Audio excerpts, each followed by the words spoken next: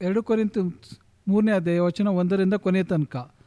ನಾವೇ ನಮ್ಮನ್ನು ತಿರುಗಿ ಹೊಗಳಿಕೊಳ್ಳುವುದಕ್ಕೆ ಪ್ರಾರಂಭಿಸುತ್ತೇವೋ, ಇಲ್ಲವೋ ಕೆಲವರಿಗೆ ಬೇಕಾಗಿರುವ ಪ್ರಕಾರ ನಿಮಗೆ ತೋರಿಸತಕ್ಕ ಯೋಗ್ಯತಾ ಪತ್ರಗಳು ನಮಗೆ ಅಗತ್ಯವೋ, ಅಥವಾ ಅಂಥ ಪತ್ರಗಳನ್ನು ನಿಮ್ಮಿಂದ ಪಡೆದುಕೊಳ್ಳಬೇಕು? ನೀವೇ ನಮ್ಮ ಯೋಗ್ಯತಾ ಪತ್ರ, ಅದು ನಮ್ಮ ಹೃದಯಗಳಲ್ಲಿ ಬರೆದಿದೆ. ಆ ಪತ್ರವನ್ನು ಎಲ್ಲರೂ ಬಲ್ಲರು, ಎಲ್ಲರೂ ಓದುತ್ತಾರೆ. ಕ್ರಿಸ್ತರು ನಮ್ಮ ಕೈಯಿಂದ ಬರೆಸಿಕೊಟ್ಟ ಪತ್ರವಾಗಿದ್ದೀರಿ ಎಂಬುದು ಪ್ರತ್ಯಕ್ಷವಾಗಿಯೇ ಇದೆ. ಅದು ಮಸಿಯಿಂದ ಬರೆದದ್ದಲ್ಲ, ಜೀವವುಳ್ಳ ದೇವರ ಆತ್ಮನಿಂದಲೇ ಬರೆದದ್ದು. ಕಲ್ಲಿನ ಮೇಲೆ ಅಲ್ಲ, ಮನುಷ್ಯರ ಹೃದಯಗಳ ಹಲಿಗೆಗಳ ಮೇಲೆ ಬರೆದದ್ದು. ಇಂಥ ಭರವಸವು ಕ್ರಿಸ್ತನ ಮೂಲಕವೇ ದೇವರ ಮುಂದೆ ನಮಗೆ ಉಂಟು. ನಮ್ಮಿಂದಲೇ ಏನಾದರೂ ಉಂಟಾಯಿತೆಂದು ತೀರ್ಮಾನಿಸಿಕೊಳ್ಳುವುದಕ್ಕೆ ನಮ್ಮಷ್ಟಕ್ಕೆ ನಾವೇ ಸಮರ್ಥರಂತಲ್ಲ. ನಮಗಿರುವ ಸಾಮರ್ಥ್ಯವು ದೇವರಿಂದಲೇ ಬಂದದ್ದು. ಅವರು ಹೊಸ ಒಡಂಬಡಿಕೆಗೆ ಸೇವಕರಾಗಿರುವ ಸಾಮರ್ಥ್ಯವನ್ನು ನಮಗೆ ಅನುಗ್ರಹಿಸಿದ್ದಾರೆ. ಈ ಒಡಂಬಡಿಕೆಯು ಲಿಖಿತ ರೂಪವಾಗಿರದೆ ದೇವರ ಆತ್ಮ ಸಂಬಂಧವಾಗಿದ್ದು ಆಗಿದೆ. ಲಿಖಿತ ರೂಪವಾದ ಒಡಂಬಡಿಕೆಯ ಮರಣವನ್ನುಂಟು ಮಾಡುತ್ತದೆ, ದೇವರಾತ್ಮ ಸಂಬಂಧವಾದದ್ದು ಜೀವಾತ್ಮವನ್ನು ಉಂಟು ಮಾಡುತ್ತದೆ. ಮರಣ ವಿಧಿಸುವ ನಿಯಮದ ಸೇವೆಯಲ್ಲಿ ಕಲ್ಲಿನ ಮೇಲೆ ಲಿಖಿತವಾದ ಅಕ್ಷರಗಳಲ್ಲಿ ಆಧಾರಗೊಂಡಿದ್ದರೂ ಪ್ರಭಾವದಿಂದ ಕೂಡಿದ್ದಾಗಿತ್ತು. ಆ ಪ್ರಭಾವದಿಂದ ಮೋಶೆಯ ಮುಖಕ್ಕೆ ಬಂದ ಪ್ರಕಾಶವು ಕೊಂದಿ ಹೋಗುವಂಥದ್ದಾಗಿದ್ದರು. ಅದರ ನಿಮಿತ್ತ ಎಲ್ಲರೂ ಅವರ ಮುಖವನ್ನು ನೋಡಲಾರದೇ ಇದ್ದರು. ಹೀಗಿದ್ದ ಮೇಲೆ ದೇವರಾತ್ಮ ಸಂಬಂಧವಾದ ಸೇವೆಯು ಎಷ್ಟೋ ಹೆಚ್ಚಾಗಿ ಪ್ರಭಾವವುಳ್ಳದಾಗಿರಬೇಕು. ಅಪರಾಧ ನಿರ್ಣಯಕ್ಕೆ ಸಾಧನೆಯಾಗಿರುವ ಸೇವೆಯು ಪ್ರಭಾವದಿಂದ ಇರಲಾಗಿ, ನೀತಿಗೆ ಸಾಧನವಾಗಿ ಇರುವ ಸೇವೆಯು ಎಷ್ಟೋ ಅಧಿಕವಾದ ಪ್ರಭಾವವುಳ್ಳದ್ದಾಗಿರಬೇಕು. ಅಧಿಕವಾದ ಪ್ರಭಾವವುಳ್ಳದ್ದು ಬಂದದ್ದರಿಂದ ಮೊದಲಿದ್ದ ಪ್ರಭಾವವು ಅದರ ಬಳಿಯಲ್ಲಿ ಪ್ರಭಾವವಿಲ್ಲದಂತೆ ಆಯಿತು. ಇಲ್ಲದೆ ಹೋಗುವಂಥದ್ದು ಪ್ರಭಾವವುಳ್ಳದ್ದಾಗಿ ಇದ್ದರೆ ಶಾಶ್ವತವಾಗಿ ಇರುವಂಥದ್ದು ಬಹು ಹೆಚ್ಚಾಗಿ ಪ್ರಭಾವವುಳ್ಳದ್ದಾಗಿ ಇರಬೇಕಲ್ಲವೇ? ಆದುದರಿಂದ ನಾವು ಇಂಥ ಭರವಸೆಯುಳ್ಳವರಾಗಿದ್ದು ಧಾರಾಳವಾಗಿ ಮಾತನಾಡುತ್ತೇವೆ. ನಾವು ಮೋಶೆಯಂತೆ ಮಾಡುವುದಿಲ್ಲ. ಗತಿಸಿ ಹೋಗುವಂಥದ್ದರ ಅಂತ್ಯವನ್ನು ಇಸ್ರಾಯೇಲರು ಕಣ್ಣಿಟ್ಟು ನೋಡಬಾರದೆಂದು ಅವನು ತನ್ನ ಮುಖದ ಮೇಲೆ ಮುಸುಕು ಹಾಕಿಕೊಳ್ಳುತ್ತಿದ್ದನು. ಆದರೆ ಅವರ ಬುದ್ಧಿ ಮಂದವಾಯಿತು. ಈ ದಿನವರೆಗೂ ಹಳೆಯ ಒಡಂಬಡಿಕೆಯು ಪಾರಣೆಯಾಗುವಾಗ ಅದು ಕ್ರಿಸ್ತರಲ್ಲಿ ಗತಿಸಿ ಹೋಗುತ್ತದೆ ಎಂಬುದು ಅವರಿಗೆ ಪ್ರಕಟವಾಗದೇ ಇರುವುದರಿಂದ ಅದೇ ಮುಸುಕು ಎತ್ತಲ್ಪಡದೇ ಇರುತ್ತದೆ. ಈ ದಿನದವರೆಗೂ ಮೋಶೆಯ ಗ್ರಂಥ ಪಾರಾಯಣವು ಆಗುವಾಗೆಲ್ಲ ಮುಸುಕು ಅವರ ಹೃದಯದ ಮೇಲೆ ಇರುತ್ತದೆ. ಅವರ ಹೃದಯವು ಕರ್ತನ ಕಡೆಗೆ ತಿರುಗಿಕೊಂಡಾಗಲೇ ಆ ಮುಸುಕು ತೆಗೆಯಲ್ಪಡುವುದು. ಕರ್ತರು ದೇವರಾತ್ಮರೇ. ಕರ್ತರ ಆತ್ಮರು ಯಾರಲ್ಲಿ ಇದ್ದಾರೋ ಅವರಿಗೆ ಬಿಡುಗಡೆ ಉಂಟು. ನಾವೆಲ್ಲರೂ ಮುಸುಕು ತೆಗೆದಿರುವ ಮುಖದಿಂದ ಕರ್ತರ ಪ್ರಭಾವವನ್ನು ದರ್ಪಣದಲ್ಲಿ ಕಾಣಿಸುತ್ತದೆ ಎಂಬಂತೆ ದೃಷ್ಟಿಸುವವರು ಆಗಿದ್ದು, ಪ್ರಭಾವದಿಂದ ಅಧಿಕ ಪ್ರಭಾವಕ್ಕೆ ಹೋಗುತ್ತಾ ಆ ಪ್ರಭಾವ ಸ್ವರೂಪವುಳ್ಳವರೇ ಆಗುತ್ತೇವೆ. ಇದು ದೇವರಾತ್ಮನಾಗಿರುವ ಕರ್ತರ ಕೆಲಸಕ್ಕೆ ಅನುಸಾರವಾದದ್ದೇ. ಆಮೇನ್.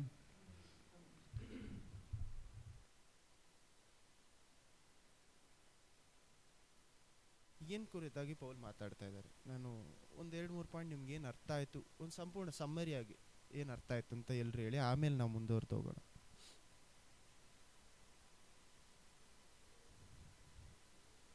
ನಮ್ಮ ಆತ್ಮದ ಬಗ್ಗೆ ಓಕೆ, ಪವರ್ ಆಫ್ ದೇವರ ವಾಕ್ಯದ ಶಕ್ತಿ ಅಂತ. ಓಕೆ, ಹಾಂ,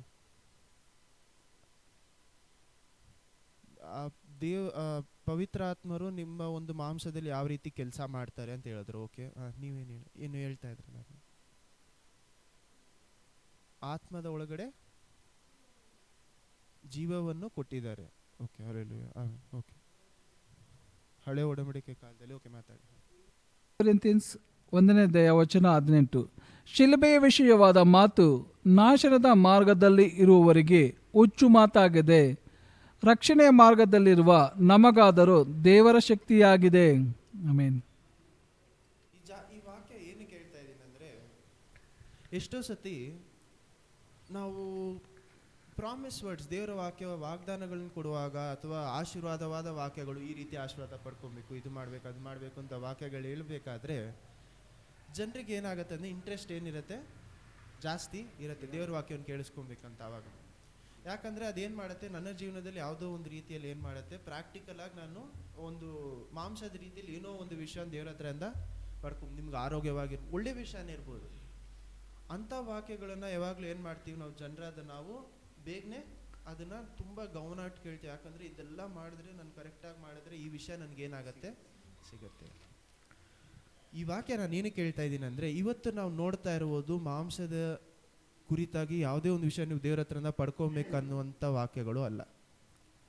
ಈ ವಾಕ್ಯಗಳು ಕೇಳುವಾಗ ನಮ್ಗೆ ಎಷ್ಟೋ ಜನರಿಗೆ ಏನಕ್ಕೋಸ್ಕರ ಇಷ್ಟು ನಾವು ಇದೆಲ್ಲ ತಿಳ್ಕೊಂಡು ಇದೆಲ್ಲ ಮಾಡಬೇಕು ಅಂತ ಅನಿಸ್ಬೋದು.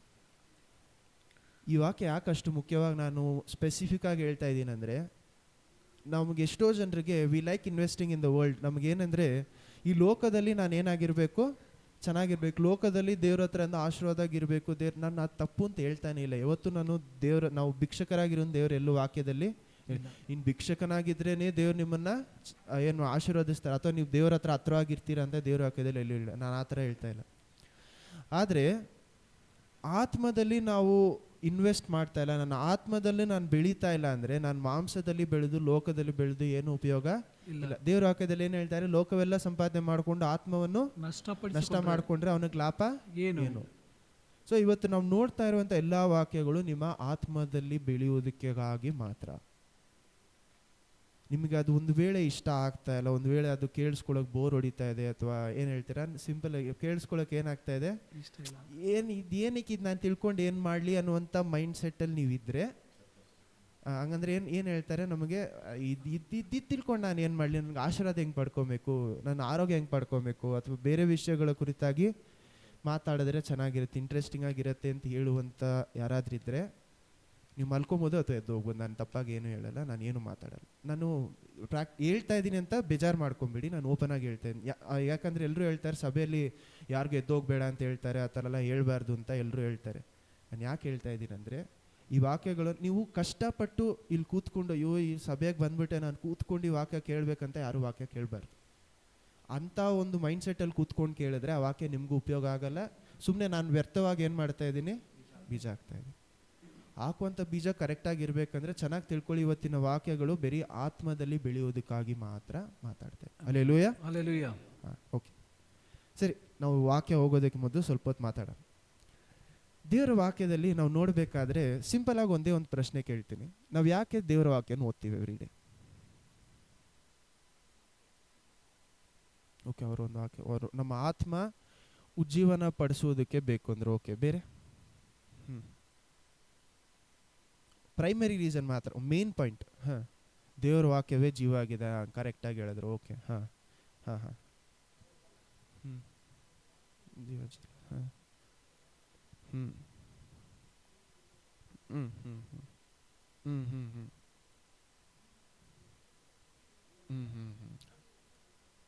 ಹಲ್ಲೆಲೂಯಾ.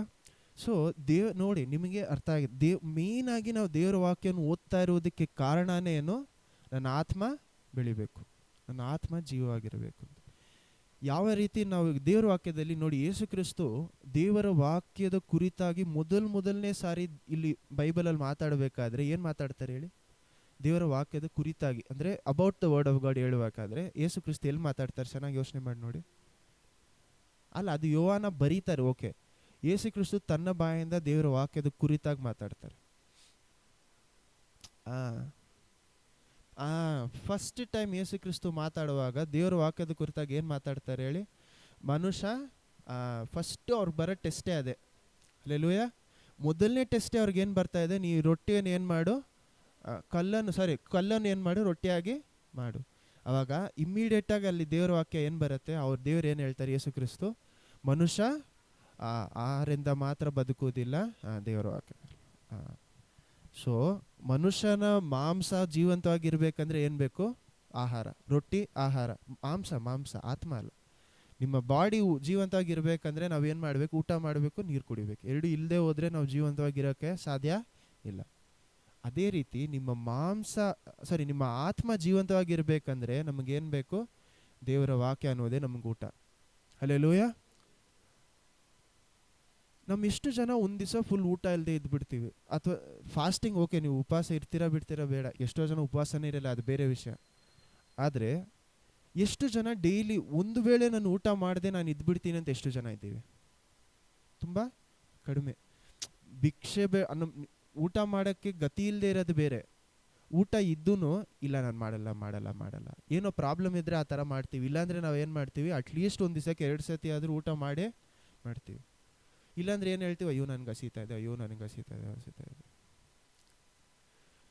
ಮಾಂಸದಲ್ಲಿ ನಮಗೆ ಹಸಿವು ಅಂದರೆ ನಮಗೆ ದಾಹ ಗೊತ್ತಾಗ್ತಾ ಇದೆ, ಎಲ್ಲ ಆಗ್ತಾ ಇದೆ. ಆದರೆ ನಮ್ಮ ಆತ್ಮದಲ್ಲಿ ಎಷ್ಟು ಜನರಿಗೆ ಆ ಒಂದು ರೀತಿಯಾದ ದಾಹ, ಒಂದು ಆಹಾರಕ್ಕೆ ಆಸೆ ಇದೆಯಾ?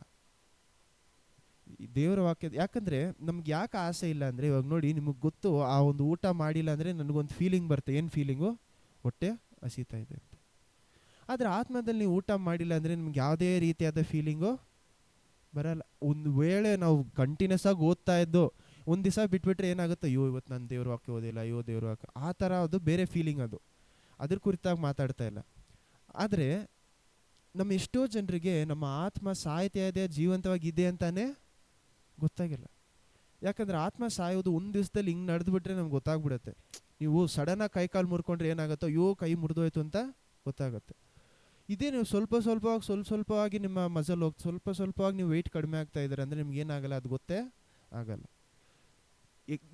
ಚಿಕ್ಕ ಎಕ್ಸಾಂಪಲ್ ಏನಂದರೆ, ನೀವು ಚೆನ್ನಾಗಿ ವೆಯ್ಟ್ ಆಗಿದ್ದೀರಾ ಅಂತ ಇಟ್ಕೊಳ್ಳಿ.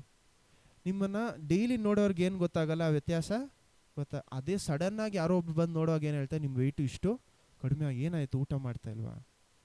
ಆದರೆ ಆತ್ಮದಲ್ಲಿ ಒಬ್ಬರು ಬೆಳೀತಾ ಇದ್ದಾರಾ ಇಲ್ವಾ ಅಂತ ನಮ್ಗೆ ಗೊತ್ತೇ ಆಗಲ್ಲ. ಯಾಕಂದರೆ ಎಷ್ಟೋ ಜನರಿಗೆ ವಾಕ್ಯ ಗೊತ್ತು, ಆದರೆ ಆತ್ಮದಲ್ಲಿ ಬೆಳೆದೇ ಇರಲ್ಲ. ಏನಾಗಿರುತ್ತೆ, ಚೆನ್ನಾಗಿ ವಾಕ್ಯ ಗೊತ್ತಿರುತ್ತೆ, ಆದರೆ ಆತ್ಮದಲ್ಲಿ ಏನು ಬೆಳೆದೇ ಇರಲ್ಲ. ಹಲ್ಲೆಲೂಯಾ. ನಾವು ದೇವರ ವಾಕ್ಯವನ್ನು ನಮ್ಮೆಲ್ಲರಿಗೂ ಗೊತ್ತು, ನಾವು ಮೇಯ್ನಾಗಿ ಓದ್ತಾ ಇರೋದೇ, ನಾನು ಬೇರೆ ಬೇರೆ ಕಾರಣ ಇರ್ಬೋದು, ನಾವು ಆಶೀರ್ವಾದ ಆಗಿರಬೇಕು ಇದು. ಯಾಕಂದರೆ ದೇವರ ವಾಕ್ಯದಲ್ಲಿ ಏನಿದೆ, ಮೊದಲನೇ ವಾಕ್ಯ ಕೀರ್ತನೆಗಳು 1ನೇ ಅಧ್ಯಾಯದಲ್ಲಿ ಏನು ಹೇಳ್ತಾರೆ, ನೀತಿವಂತನು ದೇವರ ವಾಕ್ಯವನ್ನು ಹಗಲು ರಾತ್ರಿ ಏನು ಮಾಡ್ತಾರೆ ಅಂತೆ, ಸಂತೋಷವಾಗಿ ಧ್ಯಾನ ಮಾಡಿ. ಅವನಿಗೆ ದೇವರು ಏನು ಮಾಡ್ತಾರಂತೆ, ಆಶೀರ್ವಾದ ಕೊಡ್ತಾರೆ, ಐಶ್ವರ್ಯ ಚೆನ್ನಾಗಿಟ್ಟಿರ್ತಾರೆ. ಓಕೆ, ಒಂದು ಈ ರೀತಿ ಎಷ್ಟೋ ವಾಕ್ಯಗಳಿದೆ ನಿಮಗೆ ಆಶೀರ್ವಾದ ಕೊಡುವಂಥ ವಾಕ್ಯಗಳು. ನೀವು ದೇವ್ರ ವಾಕ್ಯ ಓದುವುದು ನೀವು ಆಶೀರ್ವಾದಕ್ಕೋಸ್ಕರ ಅಲ್ಲ, ಅದಕ್ಕೋಸ್ಕರ ಅಲ್ಲ. ಎಲ್ಲವನ್ನು ಮೀರಿ ನಾವು ದೇವ್ರ ವಾಕ್ಯ ಓದ್ತಾ ಇರೋದಕ್ಕೆ ಕಾರಣನೇ ಏನು, ನನ್ನ ಆತ್ಮ ಜೀವಂತವಾಗಿರಬೇಕು. ಸೊ ಲೋಕದಲ್ಲಿ ಇರುವಂಥವ್ರಿಗೆ ಅವರ ಆತ್ಮ ಏನಾಗಿಲ್ಲ, ಇವಾಗ ಜೀವಂತವಾಗಿ ಇಲ್ಲ. ಹಲ್ಲೆಲೂಯಾ. ಅದಕ್ಕೆ ವಾಕ್ಯ ಎಲ್ಲಿದೆ? ಎಫೆಷನ್ಸ್ 2ನೇ ಅಧ್ಯಾಯ. ಹಲ್ಲೆಲೂಯಾ.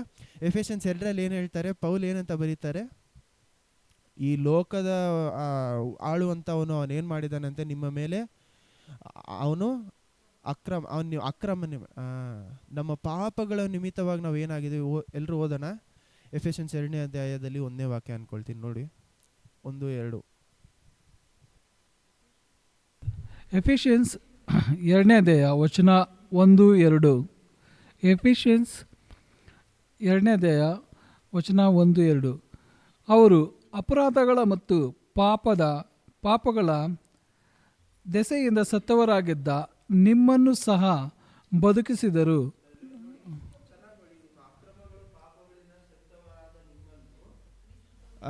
ಸತ್ಯದ ಯೇಸು ಕ್ರಿಸ್ತ ಏನ್ ಮಾಡಿದ್ರಂತೆ, ನಿಮ್ಮನ್ನ ಎಬ್ಬಿಸಿದ್ರು. ಹಲ್ಲೆಲೂಯಾ. ಕಂಟಿನ್ಯೂ ಮಾಡಿ.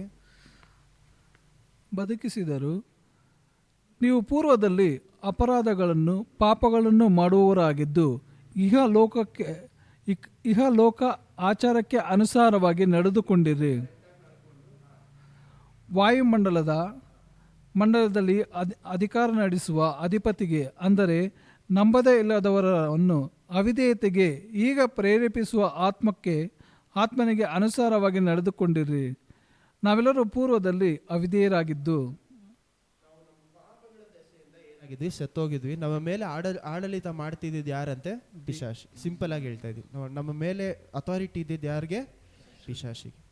ಸೊ ಇಂಥ ಒಂದು ಅಥಾರಿಟಿ ಇರುವಂಥ ಪಿಶಾಚಿ ನಮ್ಮ ಮೇಲೆ ಏನು ಮಾಡ್ತಾ ಇದ್ದಾನೆ, ನಮ್ಮ ಮೇಲೆ ಫುಲ್ ಆಕ್ರಮಣೆ ಮಾಡ್ಕೊಂಡಿದ್ದಾನೆ. ಪಿಶಾಚಿಗೆ ಯಾವಾಗ ಈ ಒಂದು ಆಕ್ರಮಣೆ ಸಿಕ್ತು? ಆದಮನು ತಪ್ಪು ಮಾಡಿದಾಗ. ಆದಮೇವಳು ತಪ್ಪು ಮಾಡಿದಾಗ ಅವ್ರ ಆತ್ಮ ಅಲ್ಲಿ ಸತ್ತೋಗಿದ ತಕ್ಷಣ ಅವನಿಗೆ ಏನಾಯ್ತು, ಆ ಜಾಗದಲ್ಲಿ ಅವ್ರ ಮೇಲೆ ಒಂದು ರೂಲಿಂಗು ಅಧಿಕಾರ ಸಿಕ್ತು. ಸೊ ನಮ್ಮ ಆತ್ಮ ಜೀವಂತವಾಗಿದ್ರೆ ನಮ್ಮ ಮೇಲೆ ಪಿಶಾಚಿಗೆ ಏನಿಲ್ಲ, ಆಡಳಿತ ಇಲ್ಲ. ಒಂದು ಸತ್ತೋಗಿರುವಂಥ ಒಂದು ಆತ್ಮದ ಮೇಲೆ ಮಾತ್ರ ಪಿಶಾಚಿಗೆ ಏನಿದೆ ಅಂತೆ, ಅಧಿಕಾರ ಇದೆ. ಹಲ್ಲೆಲೂಯ. ದೇವರ ವಾಕ್ಯದ ಪ್ರಕಾರ ಜೀವಂತವಾಗಿರುವಂಥ ಯಾವುದೇ ಆತ್ಮದ ಮೇಲೆ ಏನಿರಲ್ಲ, ಪಿಶಾಚಿಗೆ ಅಧಿಕಾರ ಇಲ್ಲ. ಹಲ್ಲೆಲೂಯ. ಸೊ ನಿಮ್ಮ ಜೀವನದಲ್ಲಿ ನಿಮ್ಮನ್ನು ಪಿಶಾಚಿ ಕಾಟ ಕೊಡ್ತಾ ಇದ್ದೀನಿ, ನೀವು ಕ್ರಿಸ್ತುವಲ್ಲಿ ಬಂದ ಮೇಲೂ, ನೀವು ಯೇಸು ಕ್ರಿಸ್ತುವಲ್ಲಿ ನಂಬಿಕೆ ಇಟ್ಟ ಮೇಲೇನು ನಿಮಗೆ ಪಿಶಾಚಿ ಕಾಟ ಕೊಡ್ತಾ ಇದ್ದಾನೆ ಅಂದರೆ ಅದಕ್ಕೆ ಕಾರಣ ನೀವು ಯಾವ ಜಾಗದಲ್ಲಿ ನಿಂತ್ಕೊಂಡಿದ್ದೀರಂತ ನಿಮಗೆ ಗೊತ್ತಾಗ್ತಾ ಇಲ್ಲ. ಹಲ್ಲೆಲೂಯ. ಓಕೆ, ಅದೊಂದು. ನೆಕ್ಸ್ಟ್ ಆ ಜಾಗದಲ್ಲಿ ನಾವೇನು ಅರ್ಥ ಆದಾಮ ಏವಾಳನ್ನ ಏನು ಮಾಡ್ತಾಯಿರ, ಆ ಜಾಗದಲ್ಲಿ ಏವಾಳು ಮೊದಲು ಏನಾಗ್ತಾಳೆ, ವಂಚಿಸಲ್ಪಡ್ತಾಳೆ. ಆಮೇಲೆ ಆದಾಮನು ಸಹ ವಂಚಿಸಲ್ಪಡ್ತಾನೆ. ಇಬ್ಬರು ಸೇರಿ ಏನಾಗ್ತಾರೆ, ಅವರ ಆತ್ಮ ಏನಾಗುತ್ತೆ ಆ ಜಾಗದಲ್ಲಿ ಸತ್ತೋಗುತ್ತೆ. ಅವರ ಪಾಪದ ದೆಸೆಯಿಂದ ಅವರ ಆತ್ಮ ಏನಾಯಿತು, ಸತ್ತೋಗುತ್ತೆ. ದೇವರ ವಾಕ್ಯದಲ್ಲಿ ಅದೇ ಏನಿದೆ, ನಿಮ್ಮ ಪಾಪದ ಸಂಬಳ ಮರಣ. ಮರಣ ಅಂದರೆ ನಮ್ಮ ಬರೀ ಮಾಂಸದ ಮರಣ ಅಲ್ಲ, ಆತ್ಮಿಕ ರೀತಿಯಾದ ಮರಣ. ಹಲ್ಲೆಲೂಯ.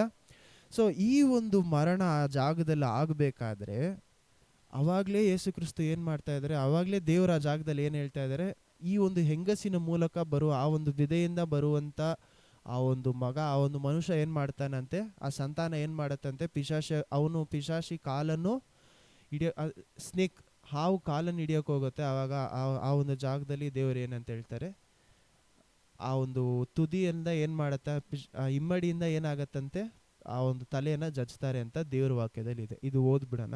ಆದಿಕಾಂಡ 1ನೇ ಅಧ್ಯಾಯದಲ್ಲಿದೆ. ಆದಿಕಾಂಡ 1 3 ಅನ್ಕೊಳ್ತೀನಿ ಸರ್, ಕರೆಕ್ಟ್ 3,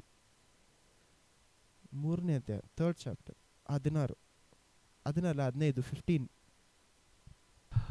ಆದಿಕಾಂಡ 3ನೇ ಅಧ್ಯಾಯ ವಚನ 15. ಆದಿಕಾಂಡ 3ನೇ ಅಧ್ಯಾಯ ವಚನ 15. ನಿನಗೂ ಈ ಸ್ತ್ರೀಗೂ ನಿನ್ನ ಸಂತಾನಕ್ಕೂ ಈ ಸ್ತ್ರೀಯ ಸಂತಾನಕ್ಕೂ ಅಗೆತನ ಇರುವ ಹಾಗೆ ಮಾಡುವೆನು. ಈಕೆಯ ಸಂತಾನವು ನಿನ್ನ ತಲೆಯನ್ನು ಜಜ್ಜುವುದು, ನೀನು ಅದರ ಇಮ್ಮಡಿಯನ್ನು ಕಚ್ಚುವೆ. ಹಲ್ಲೆಲೂಯ. ಆ ಜಾಗದಲ್ಲಿ ಏನು ಹೇಳ್ತಾ ಇದ್ದಾರೆ, ಸಿಂಪಲ್ ಆಗಿ ಮುಗಿಸ್ಬಿಟ್ರಿ. ಏನಂತ, ಒಂದು ಆ ಸ್ತ್ರೀನಿಂದ ಬರುವಂಥ ಸಂತಾನ ಏನು ಮಾಡತ್ತಂತೆ, ಆ ಪಿಶಾಚ ತಲೆಯನ್ನು ಚಚ್ತಾರೆ. ಇವಾಗ ನಾವೆಲ್ಲರೂ ಹೇಳ್ತೀವಿ ಏನಂತ, ಯೇಸು ಕ್ರಿಸ್ತು ಪಿಶಾಚ ತಲೆಯನ್ನು ಜಜ್ಜಿ ಏನು ಮಾಡಿದ್ರಂತೆ, ಸಾವಿನಿಂದ ಎದ್ದು ಬಂದರು ಅಂತ ನಾವೆಲ್ಲರೂ ಹೇಳ್ತೀವಿ. ಆದರೆ ಆ ವಾಕ್ಯದ ಆಳ ನಮ್ಮ ಎಷ್ಟು ಜನರಿಗೆ ಗೊತ್ತಾಗ್ತಾ ಇದೆ. ಹಲ್ಲೆಲೂಯ. ಮೋಸೆಗೂ 2500 ವರ್ಷಕ್ಕೆ ಮುಂಚೆ, ಯಾಕಂದರೆ ಮೋಸನೇ ಫಸ್ಟ್ ಆದಿಕಾಂಡದಿಂದ ಡ್ಯೂಟ್ರಾನಮಿವರೆಗೂ ಡ್ಯೂಟ್ರಾನಮಿ ಅಂದರೆ ಧರ್ಮ ಅಲ್ಲಿವರೆಗೂ ಯಾರು ಬರೀತಾ ಇದ್ದಾರೆ, ಮೋಸೆ ಬರೀತಾ ಇದ್ದಾರೆ. ಮೋಸೆ ಕಾಲಕ್ಕೂ 2500 ವರ್ಷಕ್ಕೆ ಮುಂಚೆ ದೇವ್ರ ಈ ವಾಕ್ಯ ಕೊಡ್ತಾರೆ. ಕಡಿಮೆ ಅಂದರೆ 2500 ವರ್ಷಕ್ಕೆ ಮುಂಚೆ ದೇವ್ರು ಏನು ಮಾಡ್ತಾರೆ, ಈ ವಾಕ್ಯವನ್ನು ಕೊಡ್ತಾ ಇದ್ದಾರೆ. ಸೊ ಅವಾಗಿಂದ ನೀವು ಇವಾಗವರೆಗೂ ನೋಡಿದ್ರೆ ಅಷ್ಟು 1000 ವರ್ಷಗಳು, ಯೇಸು ಕ್ರಿಸ್ತು ಬರುವುದಕ್ಕೆ ಅಷ್ಟು ಸಮಯ ಆಗ್ತಾ ಇದೆ. 3500 ವರ್ಷಕ್ಕಿಂತ ಮೇಲೆ ಆ ವಾಕ್ಯ ಕೊಟ್ಟು ದೇವರು ಈ ಒಂದು ವಾಕ್ಯವನ್ನು ಆದಾಮ ಏವಾಳ ಮುಂದೆ ಮಾತನಾಡಿ ಈ ಒಂದು ಜಡ್ಜ್ಮೆಂಟ್ನ ಆ ಒಂದು ಪಿಶಾಚಿ ಕೊಡುವುದಕ್ಕೂ ಯೇಸು ಕ್ರಿಸ್ತು ಹುಟ್ಟಿ ಬರುವುದಕ್ಕೇನೆ 3500 ವರ್ಷಕ್ಕಿಂತ ಮೇಲೆ ಸಮಯ. ಇವಾಗ ಈ ಒಂದು ಸಮಯಕ್ಕೆ ನೀವು ಕ್ಯಾಲ್ಕುಲೇಟ್ ಮಾಡಿದ್ರೆ ಎಷ್ಟಾಗುತ್ತೆ, 3500 ಇನ್ನೂ 2000 ವರ್ಷ ಆ್ಯಡ್ ಮಾಡಿಕೊಂಡ್ರೆ 5500ಕ್ಕಿಂತ ಹೆಚ್ಚಾದ ಕಾಲ ಏನಾಗಿದೆ, 6000 ವರ್ಷ ಮೇಲೆ ಆಯಿತು. ಇಷ್ಟು ವರ್ಷಗಳು ಆಗಿದ್ರೂ ಆ ಒಂದು ವಾಗ್ದಾನ ಇನ್ನೂ ಏನಾಗ್ತಾ ಇದೆ ಅಂತೆ, ಆ ಬ್ರಾಹ್ಮಣಿಗೆ ದೇವ್ರು ಕೊಟ್ಟಂಥ ಒಂದು ವಾಗ್ದಾನದಲ್ಲಿ ನಾವೆಲ್ಲರೂ ಇವತ್ತು ಏನಾಗ್ತಾ ಇದ್ದೀವಂತೆ, ಜೀವಂತವಾಗಿದ್ದೀವಂತೆ. ನಮ್ಮ ಆತ್ಮ ಜೀವಂತವಾಗಿದೆ. ಹಲ್ಲೆಲೂಯ. ಸೊ ಇವತ್ತು ನೀವು ನಿಮ್ಮ ಆತ್ಮ ಜೀವಂತವಾಗಿರಬೇಕು ಅಂತ ದೇವರು ಆದಾಮ ಏವಾಳಿಗೆ ಆ ಜಾಗದಲ್ಲಿ ವಾಗ್ದಾನ ಕೊಡುವಾಗಲೇ ಏನು ಮಾಡಿದ್ದಾರೆ, ಡಿಸೈಡ್ ಮಾಡಿದ್ದಾರೆ. ಇವತ್ತು ನಿಮ್ಮ ಆತ್ಮ ಏನಾಗಬೇಕು, ಜೀವಂತವಾಗಿರಬೇಕು ಅಂತ ಆವಾಗಲೇ ದೇವ್ರು ಏನು ಮಾಡಿದ್ರು, ಡಿಸೈಡ್ ಮಾಡಿದ್ರು. ಯಾಕಂದರೆ ಇದು ಸಿಂಪಲ್. ಈ ಒಂದು ಸ್ಟೇಟ್ಮೆಂಟ್ನ ಜ್ಞಾಪಕಕ್ಕೆ ಇಟ್ಕೊಳ್ಳಿ. ಇನ್ನೊಂದ್ಸತಿ ಹೇಳ್ತೀನಿ, ನೀವು ಇವತ್ತು ರಕ್ಷಣೆಯಲ್ಲಿ ನೀವು ಜೀವಂತವಾಗಿ ಇರಬೇಕು ಅಂತ ದೇವರು ಆದಾಮ ಏವಾಳ ಒಂದು ಸರ್ಪದ ಹತ್ರ ಮಾತಾಡಬೇಕಾ ಅನ್ನುವಂಥ ಜಾಗದಲ್ಲೇ ಏನು ಮಾಡಿದ್ರಂತೆ, ದೇವರು ಡಿಸೈಡ್ ಮಾಡಿದ್ದಾರೆ. ಅಂದರೆ ಅವಾಗಲೇ ನಿರ್ಧಾರ ತೊಗೊಂಡ್ಬಿಟ್ರು ದೇವರು. ಹಲ್ಲೆಲೂಯ. ಯಾಕೆ ಈ ಒಂದು ಸ್ಟೇಟ್ಮೆಂಟ್ ನಾನು ಹೇಳ್ತಾ ಇದ್ದೀನಿ ಅಂದರೆ, ದೇವರ ವಾಕ್ಯ ಅನ್ನುವುದು ಒಂದು ಪುಸ್ತಕ ಅಲ್ಲ, ನಮ್ಮೆಲ್ರಿಗೂ ಗೊತ್ತು. ಎಷ್ಟು ಪುಸ್ತಕ ಇದೆ, 66 ಪುಸ್ತಕ, 66 ಬುಕ್ಸ್. ಎಷ್ಟು ಜನ ಬರೆದಿದ್ದಾರೆ, 40 ಜನ. ಇದಕ್ಕೆ ಎಕ್ಸಾಂಪಲ್, ಸಿಂಪಲ್ ಆದ ಎಕ್ಸಾಂಪಲ್ ಏನಂದರೆ, ಒಂದೇ ಕ್ಲಾಸ್ ರೂಮಲ್ಲಿ ಕೂತ್ಕೊಂಡು ಎಲ್ಲರ ಹತ್ರ ಒಂದು ಡ್ರಾಯಿಂಗ್ ಮಾಡು ಅಂತ ಹೇಳ್ತಾ ಇದ್ವಿ ಅಂತ ಇಟ್ಕೊಳ್ಳಿ. ಎಲ್ಲರ ಹತ್ರ ಏನು ಹೇಳ್ತೀವಿ, ಎಲ್ಲರ ಹತ್ರ ಒಂದು ಡ್ರಾಯಿಂಗ್ ಮಾಡಿ ಅಂತ. ಏನು ಡ್ರಾಯಿಂಗ್ ಕೊಡೋಣ? ಒಂದು ಸೀನರಿ ಡ್ರಾ ಮಾಡು ಅಂತ ಹೇಳ್ತೇವೆ. ಒಂದು ಡ್ರಾಯಿಂಗ್ ಏನು ಮಾಡ್ತೀವಿ, ಒಂದು ಸೀನರಿ. ನೀರು ಈ ಥರ ಹೋಗಬೇಕು, ಈ ಥರ ಆಗಬೇಕೆಲ್ಲ ಆಗಬೇಕು, ಇನ್ನು ಒಂದು ಮಲೆ ಇರಬೇಕು, ನೀರು ಹೋಗಬೇಕು, ಒಂದು ಮನೆ ಇರಬೇಕೆಲ್ಲ ಹೇಳ್ತಾ ಇದ್ವಿ. ಆ ಒಂದು ಕ್ಲಾಸ್ ರೂಮಲ್ಲಿ ಇರುವಂಥ ಅಷ್ಟು ಮಕ್ಕಳು ಒಂದೇ ಥರ ಡ್ರಾಯಿಂಗ್ ಮಾಡ್ತಾರೆ? ಇಲ್ಲ. ಏನೇ ನೀವು ತೋರಿಸಿದ್ರು, ಏನೇ ಮಾಡಿದ್ರು, ನೀವು ಪಿಕ್ಚರೇ ತೋರಿಸ್ಬಿಡ್ಬೋದು ಅವ್ರ ಕಣ್ಮುಂದೆ. ಅವ್ರಿಗೆ ಪಿಕ್ಚರೇ ತೋರಿಸಿದ್ರು ಎಲ್ಲರೂ ಒಂದೇ ಥರ ಡ್ರಾಯಿಂಗ್ ಮಾಡೋಕ್ಕೆ ಸಾಧ್ಯನೇ ಇಲ್ಲ. ಚೇಂಜ್ ಮಾಡ್ತಾರೆ. ಆದರೆ ದೇವರ ವಾಕ್ಯ ಅನ್ನೋದು 1500 ವರ್ಷಗಳ ಒಂದು ಕಾಲಘಟ್ಟದಲ್ಲಿ, ಅಂದರೆ 1500 ಇಯರ್ಸ್ ಅವಾಗ ನೀವು ನೋಡಿದ್ರೆ ಅಷ್ಟು ಕಾಲಘಟ್ಟದಲ್ಲಿ ಬರೆದು ಒಬ್ರಿಗೊಬ್ರು ಏನಿಲ್ಲ, ಒಂದು ಪುಸ್ತಕ ಇನ್ನೊಂದು ಪುಸ್ತಕ ಕನೆಕ್ಷನ್ನೇ ಇಲ್ಲ. ಹಾಗಂದ್ರೆ ಮೊದಲು 5 ಪುಸ್ತಕ ಮೋಸೆ ಬರೀತಾರೆ, ಬೇರೆ ಯಾರೋ ಬರೀತಾರೆ. ಈ ಥರ 40 ಜನ ಬರೆದಿದ್ದಾರೆ. ಆದರೆ ಇದೆಲ್ಲ ಒಂದು ಸೇರಿಸಿ ಒಂದು ಪುಸ್ತಕ ಅಂತ ನಮ್ಮ ಬೈಬಲ್ ಅಂತ ಕೊಡಬೇಕಾದ್ರೆ ಆ ಜಾಗದಲ್ಲಿ ಏನಾಗ್ತಾ ಇದೆ, ಎಲ್ಲನೂ ಒಂದೇ ರೀತಿಯಾಗಿ ಕಾಣಿಸ್ತಾ ಇದೆ. ಯೋಚನೆ ಮಾಡಿ, ಜೆನಿಸಸ್ ಇಂದ ನೀವು ರೆವಿಲೇಷನ್ವರೆಗೂ ಓದಿದ್ರೆ ಒಂದೇ ವಿಷಯದ ಕುರಿತಾಗಿ ಮಾತಾಡ್ತಾರೆ. ಹಲ್ಲೆಲೂಯಾ. ಇಷ್ಟು ನೋಡಿ, ಯೋಚನೆ ಮಾಡಿ ನೋಡಿ, ಒಂದು ಕ್ಲಾಸ್ ರೂಮಲ್ಲಿ ಒಂದೇ ಕಾಲದಲ್ಲಿ ಇರುವಂಥ ಅಷ್ಟು ಮಕ್ಕಳಿಂದನೂ ಒಂದೇ ವಿಷಯ ಡ್ರಾ ಮಾಡೋಕ್ಕೆ ಆಗಲ್ಲ. 1500 ವರ್ಷ ಯಾರಿಗೂ ಗೊತ್ತೇ ಇಲ್ಲದೆ ಇರಬೇಕಾದ್ರೂ ಎಲ್ಲ ವಿಷಯಗಳು ಏನಾಗ್ತಾಯಿದೆ, ಒಂದಕ್ಕೊಂದು ಕನೆಕ್ಷನ್ ಆಗ್ತಾ ಇದೆ. ಸೊ ಈ ಒಂದು ವಿಷಯ ನಾವು ಅರ್ಥ ಮಾಡ್ಕೊಬೇಕು. ಯಾಕಂದರೆ ನಾವು ದೇವರ ವಾಕ್ಯವನ್ನು ಇದೇ ಬೈಬಲ್ನ ಓದ್ತಾ ಇರುವುದಕ್ಕೆ ಕಾರಣ ಏನು, ಇಷ್ಟು ಅತಿಶಯವಾಗಿ ಈ ವಾಕ್ಯವನ್ನು ದೇವರು ನಮಗೆ ಕೊಟ್ಟಿದ್ದಾರೆ. ಈ ವಾಕ್ಯವನ್ನು ಕೇಳಿಸ್ಕೊಳ್ದೇನೆ ಎಷ್ಟೋ ಜನ ಏನಾಗಿದ್ದಾರೆ, ಸತ್ತೋಗಿದ್ದಾರೆ. ಯೋಚನೆ ಮಾಡಿ ನೋಡಿ, ಅವರ ಆತ್ಮಗೆ ಏನಾಗತ್ತೆ ಅಂತ ನಮಗೆ ಗೊತ್ತು. ಅದು ದೇವ್ರಿಗೂ ಅವರ ಆತ್ಮಕ್ಕೂ ಬಿಟ್ಟಿರೋಂಥ ಒಂದು ವಿಷಯ. ಆದರೆ ಆ ಕಾಲದ, ಯಾಕಂದರೆ ವಿಗ್ರಹ ಆರಾಧನೆ ಅನ್ನೋದು ಯಾವಾಗ ಆರಂಭ ಆಯ್ತು ಹೇಳಿ? ಮೋಸೆ ಕಾಲದಲ್ಲ. ಆಬ್ರಾಮ್ ಅವ್ರ ಅಪ್ಪನೇ, ಆಬ್ರಾಮೇ ಏನು ಮಾಡ್ತಾ ಇದ್ರು, ಅವ್ರ ಅಪ್ಪನೇ ವಿಗ್ರಹ ಮಾಡ್ತಾ ಇದ್ರು. ನಿಮ್ರೋದ್ ಅಂತ ರಾಜ ಬರ್ತಾನೆ, ಆ ಕಾಲದಿಂದ ವಿಗ್ರಹ ಆರಾಧನೆ ಸ್ಟಾರ್ಟ್ ನೋಡಿ. ಸೊ ಆಬ್ರಾಮ್ ಅವ್ರದ್ದು ಅಪ್ಪನೇ ಏನು ಮಾಡ್ತಾ ಇದ್ರು, ವಿಗ್ರಹ ಆರಾಧನೆ ವಿಗ್ರಹವನ್ನು ಮಾಡ್ತಾ ಇದ್ದಂಥ ಒಂದು ಮನುಷ್ಯ ಅವರು, ಆಬ್ರಾಮ್ ಅವ್ರ ತಂದೆ. ಸೊ ಈ ಲೋಕದಲ್ಲೇ ಆದಾಮೇವಳು ಆದಮೇಲೆ ಎಷ್ಟೋ ಜನರಿಗೆ ದೇವ್ರು ಯಾರು ಅಂತ ಗೊತ್ತಿಲ್ಲದೆ ಅಲಿತಾ ಇದ್ದಂಥ ಒಂದು ಕಾಲ. ನೋವಾ ಗೊತ್ತಾಯಿತು, ನೋವಾ ಅವರ ಮಕ್ಳಿಗೆ ಅಷ್ಟು ಗೊತ್ತೇ ಇರಲಿಲ್ಲ. ಆ ಥರ ಈ ರೀತಿಯಲ್ಲಿ ಅಲ್ಲಲ್ಲಿ ಮಾತ್ರ ಒಬ್ಬೊಬ್ರು ಒಳ್ಳೆಯವ್ರು, ಯಾರು ಏನೋಕ್ಕಂತ ಒಬ್ಬಿಬ್ರು ನೋವಾ, ಆದಾಮೇವ, ಈ ರೀತಿ ಅಲ್ಲಲ್ಲಿ ಮಾತ್ರ ಏನಿದ್ರು ಒಬ್ಬರೋ ಇಬ್ಬರೋ ದೇವ್ರಿಗೆ ಭಯಪಡುವಂಥ ಮನುಷ್ಯರು, ನಿಜವಾಗ್ಲೂ ದೇವರನ್ನು ನೋಡಬೇಕು ಅಂತ ಹುಡುಕಿದಂಥವ್ರು. ಅದನ್ನು ಬಿಟ್ಟರೆ ಬೇರೆ ಎಲ್ಲ ಜನರಿಗೂ ಏನಾಗಿಲ್ಲ, ಈ ವಾಕ್ಯ ಅನ್ನೋದೇ ಸಿಕ್ಕಿ. ಸೊ ಮೋಸೆ ಬರೆಯುವವರೆಗೂ ವಾಕ್ಯ ಅನ್ನುವಂಥ ಒಂದು ವಿಷಯನೇ ಇಲ್ಲ. ಬೈಬಲ್ ಅಲ್ಲ, ಒಂದು ಪುಸ್ತಕನೇ ಇಲ್ಲ. ಇದೇ ದೇವರು ಅಂತ ಯಾರಿಗೂ ಗೊತ್ತೇ ಇಲ್ಲ. ಎಲ್ಲರೂ ದೇವ್ರು ಯಾರೋ ಒಬ್ರು ಇರಬೇಕು, ಯಾರೋ ಒಬ್ರು ಇದ್ದಾರೆ ಅಂತ ಅವ್ರವ್ರಿಗೂ ಒಂದು ವಿಗ್ರಹ ಮಾಡ್ಕೊಂಡು ಏನು ಮಾಡಿದ್ರು, ಪೂಜೆ ಮಾಡೋಕ್ಕೆ ಪ್ರಾರಂಭಿಸಿದ್ರು. ಸೊ ದೇವರು ತನ್ನಂತಾನು ಏನು ಮಾಡ್ತಾರೆ, ಮೊದಲು ಆಬ್ರಾಮನಿಗೆ ತನ್ನಂತಾನು ತೋರಿಸ್ಕೊಡ್ತಾರೆ. ಅವ್ರ ಪ್ರೂಫೇ ಇಲ್ಲ, ಬರ್ದಿಲ್ಲ, ಏನು ಮಾಡಿಲ್ಲ. ಆದರೆ ಅವಾಗಲೂ ಏನು ಮಾಡ್ತಾ ಇದ್ದಾರೆ, ತೋರಿಸ್ತಾ ಇದ್ದಾರೆ. ಅದೆಲ್ಲವನ್ನು ಯಾರು ಬರೀತಾ ಇದ್ದಾರೆ, ಮೋಸೆಗೂ ಆಬ್ರಾಮ್ಗೆ 2000 ವರ್ಷ, ಅದಕ್ಕಿಂತ ಎಷ್ಟೋ ಡಿಫ್ರೆನ್ಸ್ ಇದೆ. ಆದಾಮ್ಗೂ ಮೋಸೆಗೇನೆ. ಆದರೆ ಮೋಸೆ ಏನು ಮಾಡ್ತಾರೆ, ಆದಾಮ್ ಕಾಲದಲ್ಲಿ ಇದ್ದಂಥ ಎಲ್ಲ ವಿಷಯಗಳನ್ನು ಬರೀತಾ ಇದ್ದಾರೆ. ಬರೀತಾ ಇಲ್ಲ, ಡಿಸೆಂಡೆಂಟ್ಸ್ ಕರೆಕ್ಟಾಗಿ ಇವ್ರ ಮಕ್ಕಳು ಇವರು, ಇವ್ರ ಮಕ್ಕಳು ಇವರು ಅಂತ ಕರೆಕ್ಟಾಗಿ ಏನಿದೆ, ಜೀನಿಯಾಲಜಿ ಅಂತ ಇದೆ. ಆದಾಮು ಏವಾಳಿಗೆ ಕೇನು ಮತ್ತು ಆಬೇಲ್ ಅಂತ ಮಕ್ಕಳು, ಆಬೇಲು ಮತ್ತು ಅದಕ್ಕೆ ಅವ್ರ ಮಕ್ಕಳು. ಆಮೇಲೆ ನೋವಾ ಕಾಲದಲ್ಲಿ ಇಷ್ಟು ಜನರು, ಒಬ್ಬೊಬ್ಬರು ಎಷ್ಟು ವರ್ಷ ಜೀವಂತವಾಗಿದ್ದರು. ಸೊ ಮೋಸೆ ಬರೋದಕ್ಕೆ ಅಷ್ಟು ಕಾಲ ಆಗ್ಬಿಡ್ತು. ಅದೆಲ್ಲವನ್ನು ಸೇರಿಸಿ ಏನು ಮಾಡ್ತಾರೆ, ಮೋಸೆ ಬರಿತಾ ಇದ್ದಾರೆ. ಹಲ್ಲೆಲೂಯಾ. ಓಕೆ, ಇದೆಲ್ಲ ಏನಕ್ಕೆ ಹೇಳ್ತಾ ಇದ್ದೀನಿ ಅಂದರೆ, ನಾವು ದೇವರ ವಾಕ್ಯವನ್ನು ಓದ್ತಾ ಇದ್ದೀವಿ ಅಂದರೆ, ಆ ವಾಕ್ಯ ನಿಮ್ಮ ಕೈಯಲ್ಲಿ ಬಂದು ಸೇರಬೇಕಂದ್ರೆ ಅದಕ್ಕೆ ಎಷ್ಟೋ ಜನ ಏನು ಮಾಡಿದ್ದಾರೆ, ಇದೆಲ್ಲ ಬರೆದಿದ್ದಾರೆ, ದೇವ್ರ ಹತ್ರದಿಂದ ವಾಕ್ಯ ಪಡ್ಕೊಂಡಿದ್ದಾರೆ. ಅದನ್ನು ಎತ್ತಿ ಓದೋಕ್ಕೆ ನಮಗೆ ಕಷ್ಟ ಆಗ್ತದೆ. ಅದು ಯಾವ ರೀತಿ ಅಂದರೆ, ಊಟ ಎಲ್ಲ ಇದೆ, ನಾನು ಅದು ನನ್ನ ಬಾಯಲ್ಲಿ ಇಡೋಕ್ಕೆ ನನಗೆ ಕಷ್ಟ. ನಾನು ಯಾಕೆ ಇಷ್ಟು ಎಕ್ಸಾಜರೇಟ್ ಅಂದರೆ ದೊಡ್ಡದು ಮಾಡಿ ಹೇಳ್ತಾ ಇದ್ದೀನಿ ಇವತ್ತು ವಿಷಯನ ಅಂದರೆ, ಈ ಒಂದು ವಾಕ್ಯವನ್ನು ಅರ್ಥ ಮಾಡಿಕೊಳ್ಳುವುದಕ್ಕೆ ನಿಮಗೆ ಬಲ ಕೊಟ್ಟಿದ್ದಾರೆ. ಅದೇ ನಿಮಗೆ ಕೊಟ್ಟಿರುವಂಥ ಒಂದು ದೊಡ್ಡ ಭಾಗ್ಯ, ಒಂದು ನಿಮಗೆ ಕೊಟ್ಟಿರುವಂಥ ದೊಡ್ಡ ಗಿಫ್ಟ್ ಏನಂದರೆ, ನೀವು ವಾಕ್ಯ ನಿಮ್ಗೆ ಅರ್ಥ ಆಗ್ತಾ ಇದೆ. ಯಾಕಂದರೆ ಎಷ್ಟೋ ಜನರು ಇದೇ ವಾಕ್ಯವನ್ನು ಓದ್ತಾರೆ, ಅವ್ರಿಗೆ ಅರ್ಥನೇ ಆಗಲ್ಲ. ಯಾಕೆ ಇದನ್ನು ಹೇಳ್ತಾ ಇದ್ದಾರೆ ಅಂದರೆ, 2 ಕೊರಿಂಥಿ 3ನೇ ಅಧ್ಯಾಯದಲ್ಲಿ ಅದನ್ನೇ ಮಾತಾಡ್ತಾ ಇದ್ದಾರೆ. ಏನಂತ ಮಾತಾಡ್ತಾ ಇದ್ದಾರೆ ನೋಡಿ, ಸ್ಟಾರ್ಟ್ ಮಾಡೋಣ ಇವಾಗ. 2 ಕೊರಿಂಥಿ 3ನೇ ಅಧ್ಯಾಯ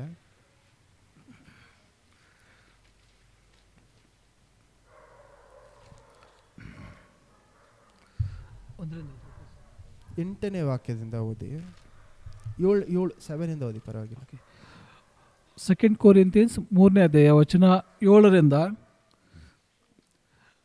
ಮರಣ ವಿಧಿಸುವ ನಿಯಮದ ಸೇವೆಯು ಕಲ್ಲಿನ ಮೇಲೆ ಲಿಖಿತವಾದ ಅಕ್ಷರಗಳಲ್ಲಿ ಆಧಾರಗೊಂಡಿದ್ದರೂ ಪ್ರಭಾವದಿಂದ ಕೂಡಿದ್ದ ಆಗಿತ್ತು. ಆ ಪ್ರಭಾವದಿಂದ ಮೋಶೆಯ ಮುಖಕ್ಕೆ ಬಂದ ಪ್ರಕಾಶವು ಕುಂದಿ ಹೋಗುವಂಥದ್ದಾಗಿದ್ದರೂ ಅದರ ನಿಮಿತ್ತ ಇಸ್ರಾಯೇಲರು ಎಲ್ಲರೂ ಅವನ ಮುಖವನ್ನು ನೋಡಲಾರದೇ ಇದ್ದರು. ಕೊಡುವಂತ ಒಂದು ಲಾಗ್ ಏನು ಹೇಳ್ತೀರಾ, ಶಾಸನ. ಸೊ ಮೋಸೆ ಬರ್ದಿರುವಂತ ಎಲ್ಲಾ ವಿಷಯಗಳು ಮರಣ ಕೊಡುವಂತ ವಿಷಯಗಳು. ಹಂಗಂದ್ರೆ ಯಾವ್ದಕ್ ಮರಣ ಕೊಡುವಂತ ವಿಷಯ? ಮಾಂಸಕ, ಆತ್ಮಕ್ಕೆ ಯಾವ್ದಿರ್ಬೇಕು? ಚೆನ್ನಾಗಿ ಯೋಚನೆ ಮಾಡಿ. ಇನ್ನೊಂದ್ಸತಿ ಓದಿ, ನಿಮ್ಗೆ ಅರ್ಥ ಆಗುತ್ತೆ. ಇನ್ನೊಂದ್ಸತಿ ಓದಿ. ಮರಣ ವಿಧಿಸುವ ನಿಯಮದ ಸೇವೆಯು ಕಲ್ಲಿನ ಮೇಲೆ ಲಿಖಿತವಾದ ಅಕ್ಷರಗಳಲ್ಲಿ ಆಧಾರಗೊಂಡಿದ್ದರೂ ಪ್ರಭಾವದಿಂದ ಕೂಡಿದ್ದು ಆಗಿತ್ತು. ಆ ಪ್ರಭಾವದಿಂದ ಮೋಶೆಯ ಮುಖಕ್ಕೆ ಬಂದ ಪ್ರಕಾಶವು ಕುಂದಿ ಹೋಗುವಂಥದ್ದಾಗಿದ್ದರೂ ಅದರ ನಿಮಿತ್ತ ಇಸ್ರಾಯೇಲ್ ಎಲ್ಲರೂ ಅವನ ಮುಖವನ್ನು ನೋಡಲಾರದೇ ಇದ್ದರು. ಹೀಗಿದ್ದ ಮೇಲೆ ದೇವರಾತ್ಮನ ಸಂಬಂಧವಾದ ಸೇವೆಯು ಎಷ್ಟೋ ಹೆಚ್ಚಾಗಿ ಪ್ರಭಾವದ ಉಳ್ಳದ್ದು ಆಗಿರಬೇಕು. ಅಪರಾಧ ನಿರ್ಣಯಕ್ಕೆ ಸಾಧನವಾಗಿರುವ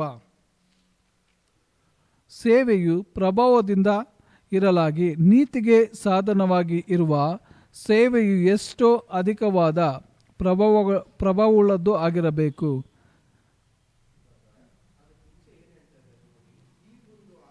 ದೇವರ ವಾಕ್ಯ ಅನ್ನುವುದು ಹಳೆ ಓಲ್ಡ್ ಟೆಸ್ಟಮೆಂಟ್, ಬೇಸಿಕ್ಲಿ ಹಳೆ ಒಡಂಬಡಿಕೆ ಅನ್ನುವುದು ನಿಮಗೆ ಜೀವ ಕೊಡಬೇಕಂತ ಬಂದಿರುವಂಥ ವಾಕ್ಯಗಳೇ ಅಲ್ಲ. ನಿಮ್ಮ ಸಾವನ್ನು ನಿಮಗೆ ನೆನಪಿಗೆ ತರುವಂಥ ವಾಕ್ಯಗಳೇ ಹಳೆ ಒಡಂಬಡಿಕೆ. ನೀವು ಆತ್ಮದಲ್ಲಿ ಈ ರೀತಿ ಸತ್ತೋಗಿದ್ದೀರಾ, ಸಾವನ್ನು ತರುವಂಥ ಆ ವಾಕ್ಯ ಅಂದರೆ ಅದಕ್ಕೆ ಅರ್ಥ ಅದೇ.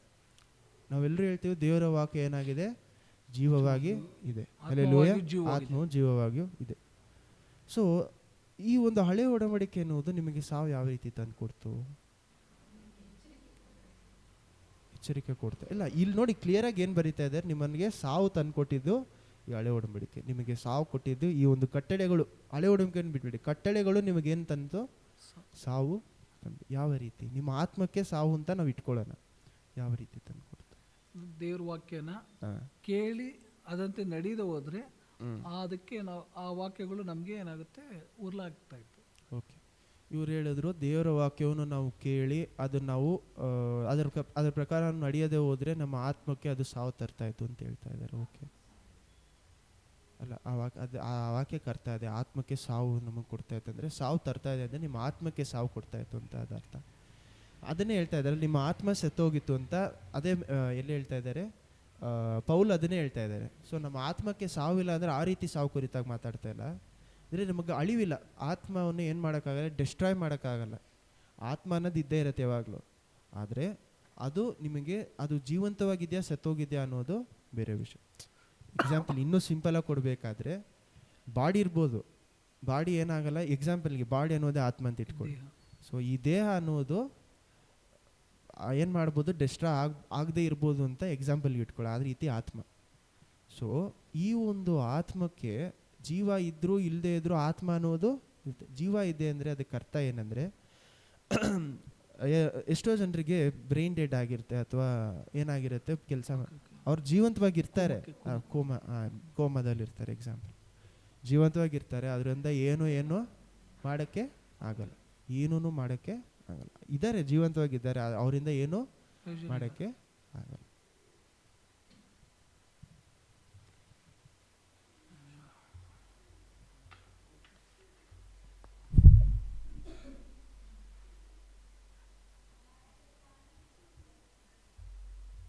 ಹಲ್ಲೆಲೂಯಾ. ಏನು ಮಾತಾಡ್ತಾ ಜೀವಂತವಾಗಿ ನಾವು ಇರ್ಬೋದು. ಆತ್ಮ ಏನಾಗಿಲ್ಲ ಆದರೆ ಜೀವಂತವಾಗಿ ಎಷ್ಟೋ ಜನರಿಗೆ ಇಲ್ಲ. ಹಂಗಂದ್ರೆ ದೇವರ ವಾಕ್ಯವನ್ನು ಇದ್ರೂ ನೋಡಿ, ಎಲ್ರಿಗೂ ದೇವರ ವಾಕ್ಯ ಜೀವಂತವಾಗಿ ಇರೋದಕ್ಕೆ ಸಾಧ್ಯ ಇಲ್ಲ. ಮುಸ್ಲಿಂ ಜನರು ಸಹ ಇದೇ ದೇವರ ವಾಕ್ಯವನ್ನು ಓದ್ತಾರೆ. ಇದೇ ಅಂದರೆ ಹಳೆ ಒಡಂಬಡಿಕೆ ಅವ್ರಿಗೂ ಆಲ್ಮೋಸ್ಟ್ ಸೇಮ್ ಇದೆ. ಅವ್ರ ಕಟ್ಟಳೆಗಳು 10 ಕಟ್ಟಳೆ ಅವ್ರಿಗೂ ಸೇಮ್. ನೀವು ಬೇರೆ ಧರ್ಮಗಳನ್ನು ತಗೊಂಡ್ರೂ ಸಹ ಅವ್ರಿಗೂ ಸಹ ನೀವು ಚೆನ್ನಾಗಿ ಓದಿ ನೋಡಿದ್ರೆ ಆಲ್ಮೋಸ್ಟ್ ಈ ಥರದ್ದೇ ಏನೋ ಒಂದು ರೀತಿಯಾಗಿರುತ್ತೆ.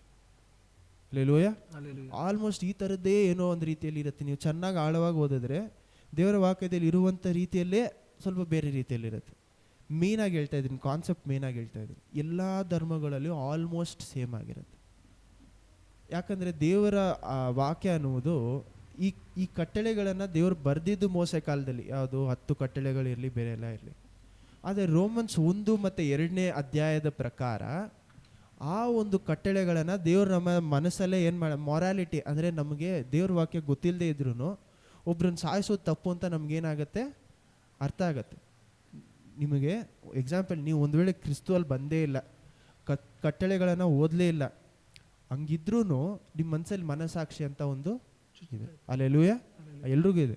ಹಲ್ಲೆಲೂಯಾ. ನಿಮಗೆ ಗೊತ್ತು ಇದು ತಪ್ಪು ಇದು ರೈಟ್, ನಾನು ಕಳ್ತನ ಮಾಡಬೇಕು ಇದೆಲ್ಲ ನಮಗೆ ಸೊಸೈಟಿ ಅಂದರೆ ನಮ್ಮ ಜೊತೆಯಲ್ಲಿರೋರು ನಮಗೆ ಕಲಿಸಿರ್ಬೋದು.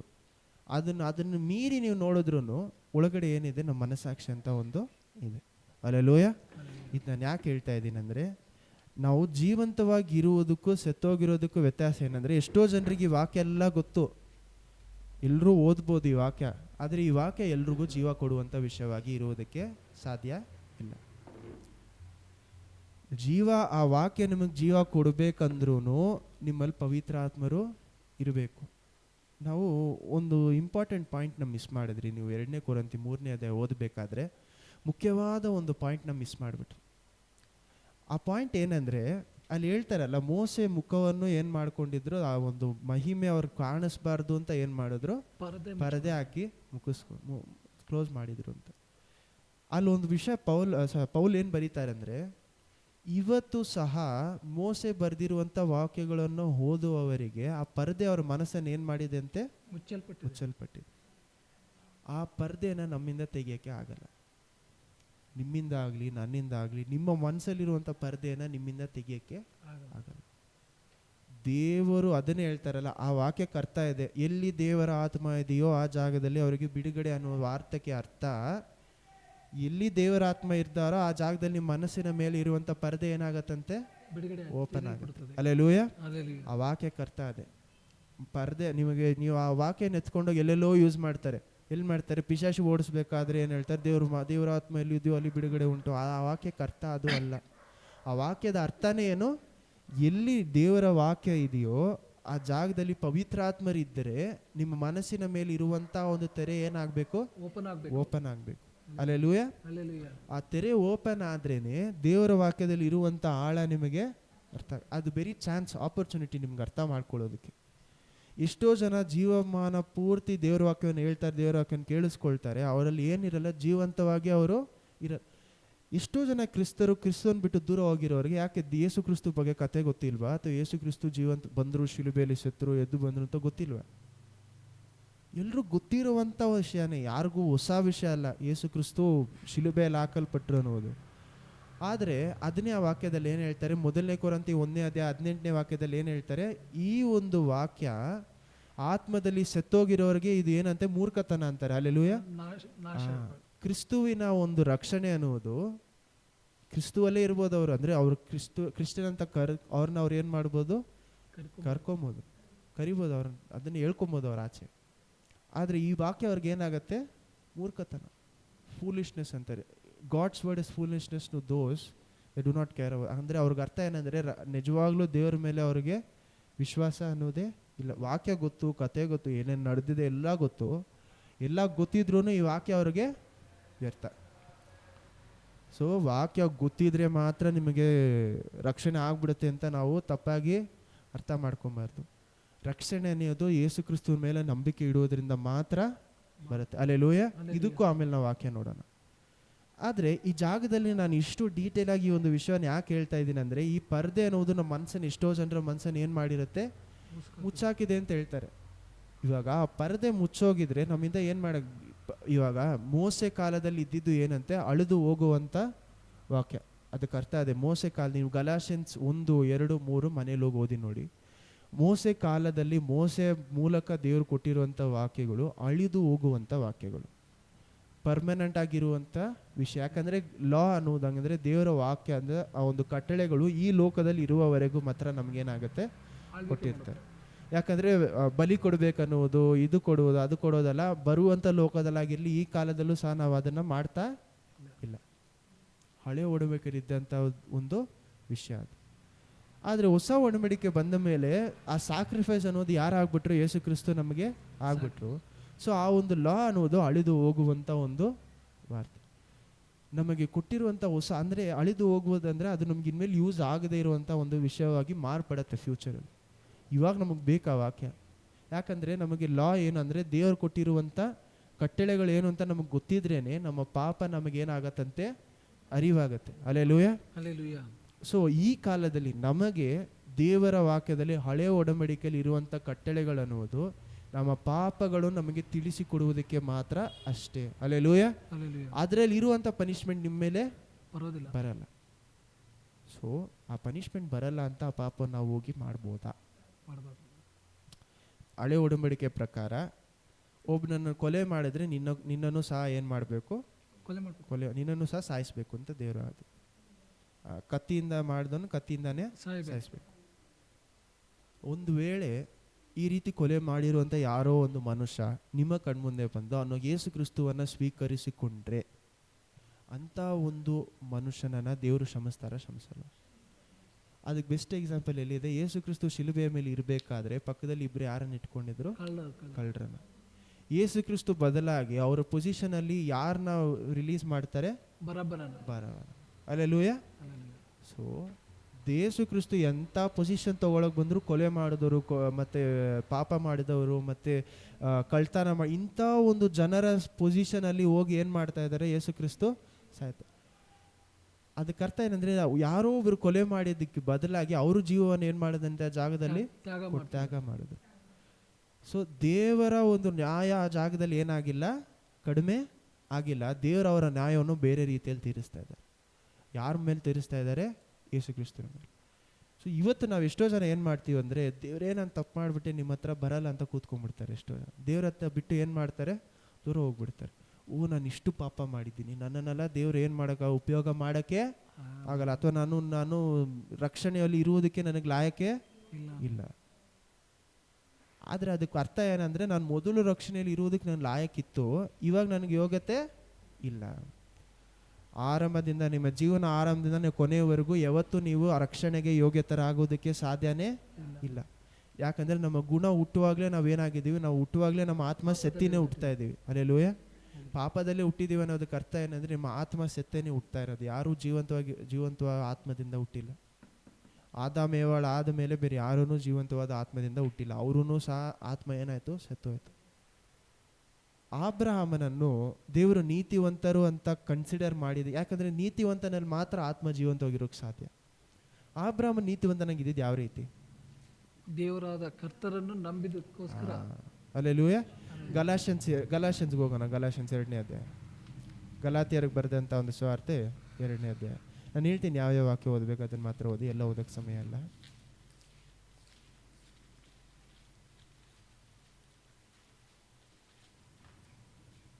ಗಲಾಷನ್ಸ್ ಓದಕ್ಕೆ ಹೋದರೆ ತುಂಬ ಸಮಯ ತಗೊಳುತ್ತೆ. ನಾವು ಇಂಪಾರ್ಟೆಂಟ್ ಆಗಿರುವಂಥ ವಾಕ್ಯಗಳನ್ನು ಮಾತ್ರ ಕೇಳಿಸ್ಕೊಳ್ಳೋಣ. 2ರಲ್ಲಿ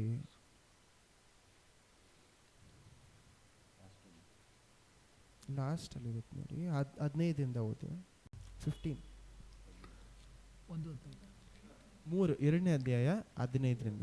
ಗಲಾತ್ಯರಿಗೆ ಬರೆದಂಥ ಸುವಾರ್ತೆ 2ನೇ ಅಧ್ಯಾಯ 15ನೇ ವಾಕ್ಯದಿಂದ. ಗಲಾತಿಯನ್ಸ್ 2ನೇ ಅಧ್ಯಾಯ ವಚನ 15. ಗಲಾತಿಯನ್ಸ್ 2ನೇ ಅಧ್ಯಾಯ ವಚನ 15. ನಾವಂತೂ ಹುಟ್ಟು ಯೆಹೂದ್ಯರು, ಪಾಪಿಗಳು ಎನಿಸಿಕೊಂಡವರು, ಅನ್ಯ ಜನರಲ್ಲ. ಆದರೂ ಯಾವನಾದರೂ ಯೇಸು ಕ್ರಿಸ್ತನ ಮೇಲಣ ನಂಬಿಕೆಯಿಂದಲೇ ಹೊರತು ನೇಮನಿಷ್ಠೆಗಳನ್ನು ಅನುಸರಿಸಿ ನೀತಿವಂತನೆಂದು ನಿರ್ಣಯಿಸಲ್ಪಡುವುದಿಲ್ಲವೆಂಬುದು. ಹಲ್ಲೆಲೂಯಾ.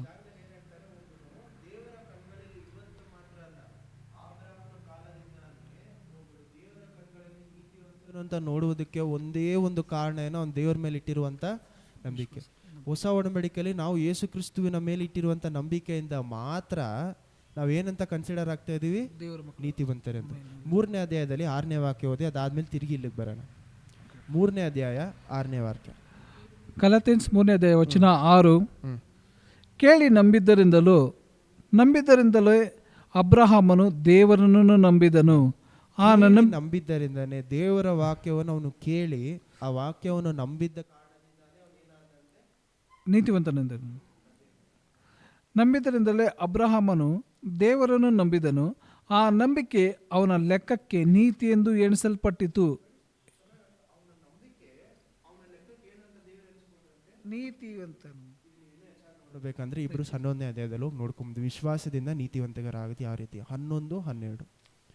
ಆದರೆ ಈ ಜಾಗದಲ್ಲಿ ನಾವು ಏನು ಅರ್ಥ ಮಾಡ್ಕೊಬೇಕಂದ್ರೆ, ಅಬ್ರಹಾಮನು ನೀತಿವಂತನೆಂತ ಎನಿಸಲ್ಪಟ್ಟಿದ್ದು ಅವನ ಕ್ರಿಯೆಗಳಿಂದ ಅಲ್ಲ.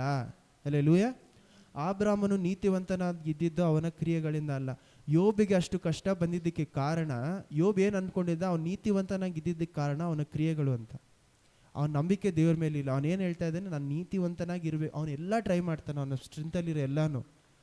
ಯೋಬ್ ಎಲ್ಲ ಟ್ರೈ ಮಾಡಿದ ಮೇಲೆ ದೇವ್ರು ಏನು ಮಾಡ್ತಾರೆ, ಅವನಿಗೆ ಅವಾಗ ಕಷ್ಟ ಕೊಡ್ತಾರೆ. ಅವಾಗ ಅವನ ಬಾಯಿಂದ ಮೊದಲು ಏನು ಬರುತ್ತೆ ಹೇಳಿ, ನಾನು ಇಷ್ಟು ಒಳ್ಳೇದೆಲ್ಲ ಮಾಡಿದ್ರು ನನಗೆ ಯಾಕೆ ದೇವರೇ ಕಷ್ಟ ಕೊಟ್ರಿ ಅಂತ. ನಾನು ಒಳ್ಳೆಯವನಾಗಿದ್ರು ಅಂದರೆ ನನ್ನ ಪಾಪನೇ ಮಾಡದೇ ಇದ್ರು ನನಗೆ ಯಾಕೆ ಕಷ್ಟ ಕೊಟ್ರಿ. ಅವನ ಬಾಯಿಂದ ಬಂದ ಮೊದಲು ಮಾತದೆ. ಅಂದರೆ ಅವನ ಬಾಯಿಂದ ಬರ್ತಾ ಇರುವಂಥ ಮಾತುಗಳು ಅದೇ ಫಸ್ಟ್ ದೇವ್ರ ವಿರೋಧವಾಗಿ. ಸೊ ದೇವರು ಯೋಬಿಗೆ ಕಷ್ಟ ಕೊಟ್ಟಿದ್ದು, ಅವನಿಗೂ ಸಹ ದೇವ್ರು ಏನು ಮಾಡಬೇಕು ಅಂತ ಆಸೆ ಪಟ್ಟರು. ಅವನ ನೀತಿವಂತಿಕೆ ಅವನ ಕ್ರಿಯೆಯಿಂದ ಅಲ್ಲ, ಅವನ ನಂಬಿಕೆಯಿಂದ ಬರುವಂಥ ನೀತಿವಂತಿಕೆ ಆಗಿರಬೇಕು. ಹಲ್ಲೆಲೂಯಾ. ದೇವ್ರಿಗೆ ಏನು ಇಷ್ಟ ಆಗಿತ್ತು, ಯೋಬಿನ ನೀತಿವಂತಿಕೆ ಅವನ ಕ್ರಿಯೆಗಳಿಂದ ಬರಬಾರ್ದು, ಅವನ ನೀತಿವಂತಿಕೆ ನಂಬಿಕೆಯಿಂದ ಬರಬೇಕು. ಲಾಸ್ಟಲ್ಲಿ ದೇವ್ರು ಒಂದು ಕ್ವಶನ್ ಮಾಡಿದ ಮೇಲೆ ಯೋಬ್ ಏನಂತ ಹೇಳ್ತಾನೆ, ದೇವರೇ ನಾನು ಬರೀ ಒಂದು ಮನುಷ್ಯ ಅಷ್ಟೇ, ನಾನು ನಿಮಗೆ ಕ್ವಶನ್ ಕೇಳುವಂಥ ಅಷ್ಟು ದೊಡ್ಡವನು ಅಲ್ಲ ಹೇಳಿದ ಮೇಲೇನೆ ದೇವ್ರು ಆ ಜಾಗದಲ್ಲಿ ಏನಾಗ್ತಾ ಇದೆ ಅಂದರೆ, ಅವನು ಏನು ಹೇಳ್ತಾನೆ, ನೀತಿವಂತಿಕೆ ಅನ್ನುವುದು ನನ್ನ ಕ್ರಿಯೆಗಳಿಂದ ಅಲ್ಲ, ನಂಬಿಕೆಯಿಂದ ಬರುವಂಥ ವಿಷಯ. ಹಲ್ಲೆಲೂಯಾ. ಹಲ್ಲೆಲೂಯಾ. ಇವತ್ತು ಸಹ ನೀವು ದೇವರ ಹತ್ರ ಬರ್ತೀವಿ. ಎಷ್ಟೋ ಸತಿ ನೀವು ದೇವರ ಹತ್ರ ಬಂದು ಪ್ರಾರ್ಥನೆ ಮಾಡುವುದಕ್ಕೂ, ದೇವರ ಪ್ರಸನ್ನತೆ ನಿಮ್ಮ ಜೊತೆಯಲ್ಲಿ ಇರುವುದಕ್ಕೂ, ಅಥವಾ ನೀವು ರಕ್ಷಣೆಯಲ್ಲಿ ಇರುವುದಕ್ಕೂ, ನಿಮ್ಮ ಮೇಲಿರುವಂಥ ಒಂದು ಪರದೆ ತೆಗೆಯೋದಕ್ಕೂ ಕಾರಣ ಮತ್ತು ಅದಕ್ಕೆಲ್ಲ ಅರ್ಥ ನೀವಲ್ಲ, ನಿಮ್ಮ ನೀತಿವಂತಿಕೆ ಅಲ್ಲ. ಯೇಸು ಕ್ರಿಸ್ತುವಿನ ನೀತಿವಂತಿಕೆಯಲ್ಲಿ ನೀವು ನಿಂತ್ಕೊಂಡಿರುವಂಥ ಕಾರಣದಿಂದಾನೇ ನಿಮ್ಮನ್ನು ದೇವರು ಏನು ಮಾಡ್ತಾ ಇದ್ದಾರೆ, ಅವರ ಪ್ರಸನ್ನತೆ ಒಳಗಡೆ ಪವಿತ್ರಾತ್ಮ ನಿಮ್ಮಲ್ಲಿ ಇರುವುದಕ್ಕೆ ಕಾರಣನೇ ಏನು, ಯೇಸು ಕ್ರಿಸ್ತುವಿನ ನೀತಿವಂತಿಕೆ. ನೀವು ಯೇಸು ಕ್ರಿಸ್ತುವಿನ ನೀತಿವಂತಿಕೆ ಇದೆ, ಅದರಲ್ಲಿ ನೀವೇನು ಮಾಡ್ತಾ ಇದ್ದೀರಾ, ನಂಬಿಕೆ ಇಡ್ತಾ ಇದ್ದೀರಾ. ಆ ಯೇಸು ಕ್ರಿಸ್ತುವಿನ ನಂಬಿಕೆ ಇಟ್ಟಿದ್ದ ಕಾರಣದಿಂದ ಪವಿತ್ರಾತ್ಮ ನಿಮ್ಮಲ್ಲಿ ಏನು ಮಾಡ್ತಾ ಇದ್ದಾರೆ, ಜೀವಂತವಾಗಿ ಇದ್ದಾರೆ. ಹಲ್ಲೆಲೂಯಾ. ಓಕೆ, ಇದನ್ನು ಇನ್ನೂ ಕಂಟಿನ್ಯೂ ಮಾಡಿ ಓದಬೇಕಾದ್ರೆ 2ನೇ ಅಧ್ಯಾಯಕ್ಕೆ ಬನ್ನಿ, ಕಂಟಿನ್ಯೂ ಮಾಡಿ ಓದಿ. 16, 17 ಅಲ್ಲಿಂದ ಓದ್ತಾ ಅಲ್ಲೇ ಕಂಟಿನ್ಯೂ ಮಾಡಿ. ಆದರೂ ಯಾವನಾದರೂ ಯೇಸು ಕ್ರಿಸ್ತನ ಮೇಲಣ ನಂಬಿಕೆಯಿಂದಲೇ ಹೊರತು ನೇಮ ನಿಷ್ಠೆಗಳನ್ನು ಅನುಸರಿಸಿ ನೀತಿವಂತನೆಂದು ನಿರ್ಣಯಿಸಲ್ಪಡುವುದಿಲ್ಲವೆಂಬುದು ನಮಗೆ ತಿಳಿದಿರುವುದರಿಂದ ನಾವು ಸಹ ನೇಮನಿಷ್ಠೆಗಳನ್ನು ಬಿಟ್ಟು ಕ್ರಿಸ್ತರ ಮೇಲಣ ನಂಬಿಕೆಯಿಂದಲೇ ನೀತಿವಂತರು ಎಂದು ನಿರ್ಣಯಿಸಲ್ಪಡುವುದಕ್ಕಾಗಿ ಕ್ರಿಸ್ತ ಯೇಸುವಿನಲ್ಲಿ ನಂಬಿಕೆ ಇಟ್ಟೆವು. ಯಾಕೆಂದರೆ ಯಾವನಾದರೂ ನೇಮನಿಷ್ಠೆಗಳನ್ನು ಅನುಸರಿಸಿ ನೀತಿವಂತನೆಂದು ನಿರ್ಣಯಿಸಲ್ಪಡುವುದಿಲ್ಲ. ಆದರೆ ನಾವು ಕ್ರಿಸ್ತನ ಆಶ್ರಯದಲ್ಲಿ ನೀತಿವಂತರೆಂಬ ನಿರ್ಣಯವು ಹೊಂದುವುದಕ್ಕೆ ಪ್ರಯತ್ನಿಸುತ್ತಿರುವಾಗ ನಾವು ಪಾಪಿಗಳಾಗಿ ತೋರಿ ಬಂದರೆ ಕ್ರಿಸ್ತರು ಪಾಪಕ್ಕೆ ಸಹಾಯಕರೆಂದು ಹೇಳಬೇಕೇನೋ? ಎಂದಿಗೂ ಹೇಳಬಾರದು. ನಾನು ಕೆಡುವಿದ್ದನ್ನೇ ತಿರುಗಿ ಕಟ್ಟಿದರೆ ನನ್ನನ್ನು ನಾನೇ ಅಪರಾಧಿ ಎಂದು ತೋರಿಸಿಕೊಳ್ಳುತ್ತೇನಲ್ಲ. ನಾನಂತೂ ದೇವರಿಗಾಗಿ ಜೀವಿಸುವುದಕ್ಕೋಸ್ಕರ ಧರ್ಮ ಪ್ರಮಾಣದ ಮೂಲಕವಾಗಿ ಧರ್ಮ ಪ್ರಮಾಣದ ಪಾಲಿಗೆ ಸತ್ತೆನು. ಕ್ರಿಸ್ತನೊಂದಿಗೆ ಶಿಲುಬೆಗೆ ಹಾಕಿಸಿಕೊಂಡವನಾಗಿದ್ದೇನೆ. ಇನ್ನು ಜೀವಿಸುವವನು ನಾನಲ್ಲ, ಕ್ರಿಸ್ತರು ನನ್ನಲ್ಲಿ ಜೀವಿಸುತ್ತಾರೆ. ಈಗ ಶರೀರದಲ್ಲಿರುವ ನಾನು ಜೀವಿಸುವುದು ಹೇಗೆಂದರೆ ದೇವಕುಮಾರನ ಮೇಲಣ ನಂಬಿಕೆಯಲ್ಲಿಯೇ. ಅವರು ನನ್ನನ್ನು ಪ್ರೀತಿಸಿ ನನಗೋಸ್ಕರ ತನ್ನನ್ನು ಒಪ್ಪಿಸಿಬಿಟ್ಟರು. ನೋಡಿ, ಈ ಜಾಗದಲ್ಲಿ ಎಲ್ಲ ನಾವೇನು ಅರ್ಥ ಮಾಡ್ಕೊಳ್ತಾ ಇದೀವಿ ಅಂದರೆ, ಪೌಲ್ ಏನಂತ ಸಿಂಪಲ್ ಆಗಿ ಏನು ಬರೀತಾ ಇದ್ದಾರೆ, ನಾವೆಲ್ಲರೂ ಯಾರನ್ನೂ ಸಹ ನಾವು ನೀತಿವಂತರಾಗಿ ಎಣಿಸಲ್ಪಡ್ತಾ ಇರೋದು ನಮ್ಮ ಕ್ರಿಯೆಗಳಿಂದಾನೇ ಅಲ್ಲ. ನಾವು ನೀತಿವಂತರಿಂದ ಅನಿಸಲ್ಪಡ್ತಾ ಇರೋದು ದೇವರ ಕಣ್ಮುಂದೆ ಯೇಸು ಕ್ರಿಸ್ತುವಿನ ಅವರ ನೀತಿವಂತಿಕೆಯಿಂದ, ಅಂದರೆ ಅದಕ್ಕೆ ಅರ್ಥ ಏನು, ಅವ್ರ ಮೇಲೆ ಇಟ್ಟಿರುವಂಥ ನಂಬಿಕೆಯಿಂದ. ಹಲ್ಲೆಲೂಯಾ. ಸೊ ನಾವು ಇಂಥ ಒಂದು ಪರಿಸ್ಥಿತಿಯಲ್ಲಿ ಇದ್ರೂ ದೇವರ ಒಂದು ಸ್ಥಳದಲ್ಲಿ ನಾವು ಯಾವಾಗ ಬೇಕಾದ್ರೂ ಒಳಗಡೆ ಹೋಗ್ಬೋದು. ನಾವೆಷ್ಟೇ ಪಾಪ ಮಾಡಿದ್ರು ಆ ಪಾಪವನ್ನು ಸರಿಪಡಿಸ್ಕೊಳ್ಳೋದಕ್ಕೆ ನಾವು ಯಾವಾಗ ಬೇಕಾದ್ರೂ ದೇವರ ಸಮೂಹಕ್ಕೆ ಹೋಗ್ಬೋದು. ಅಲ್ಲೆಲೂಯ.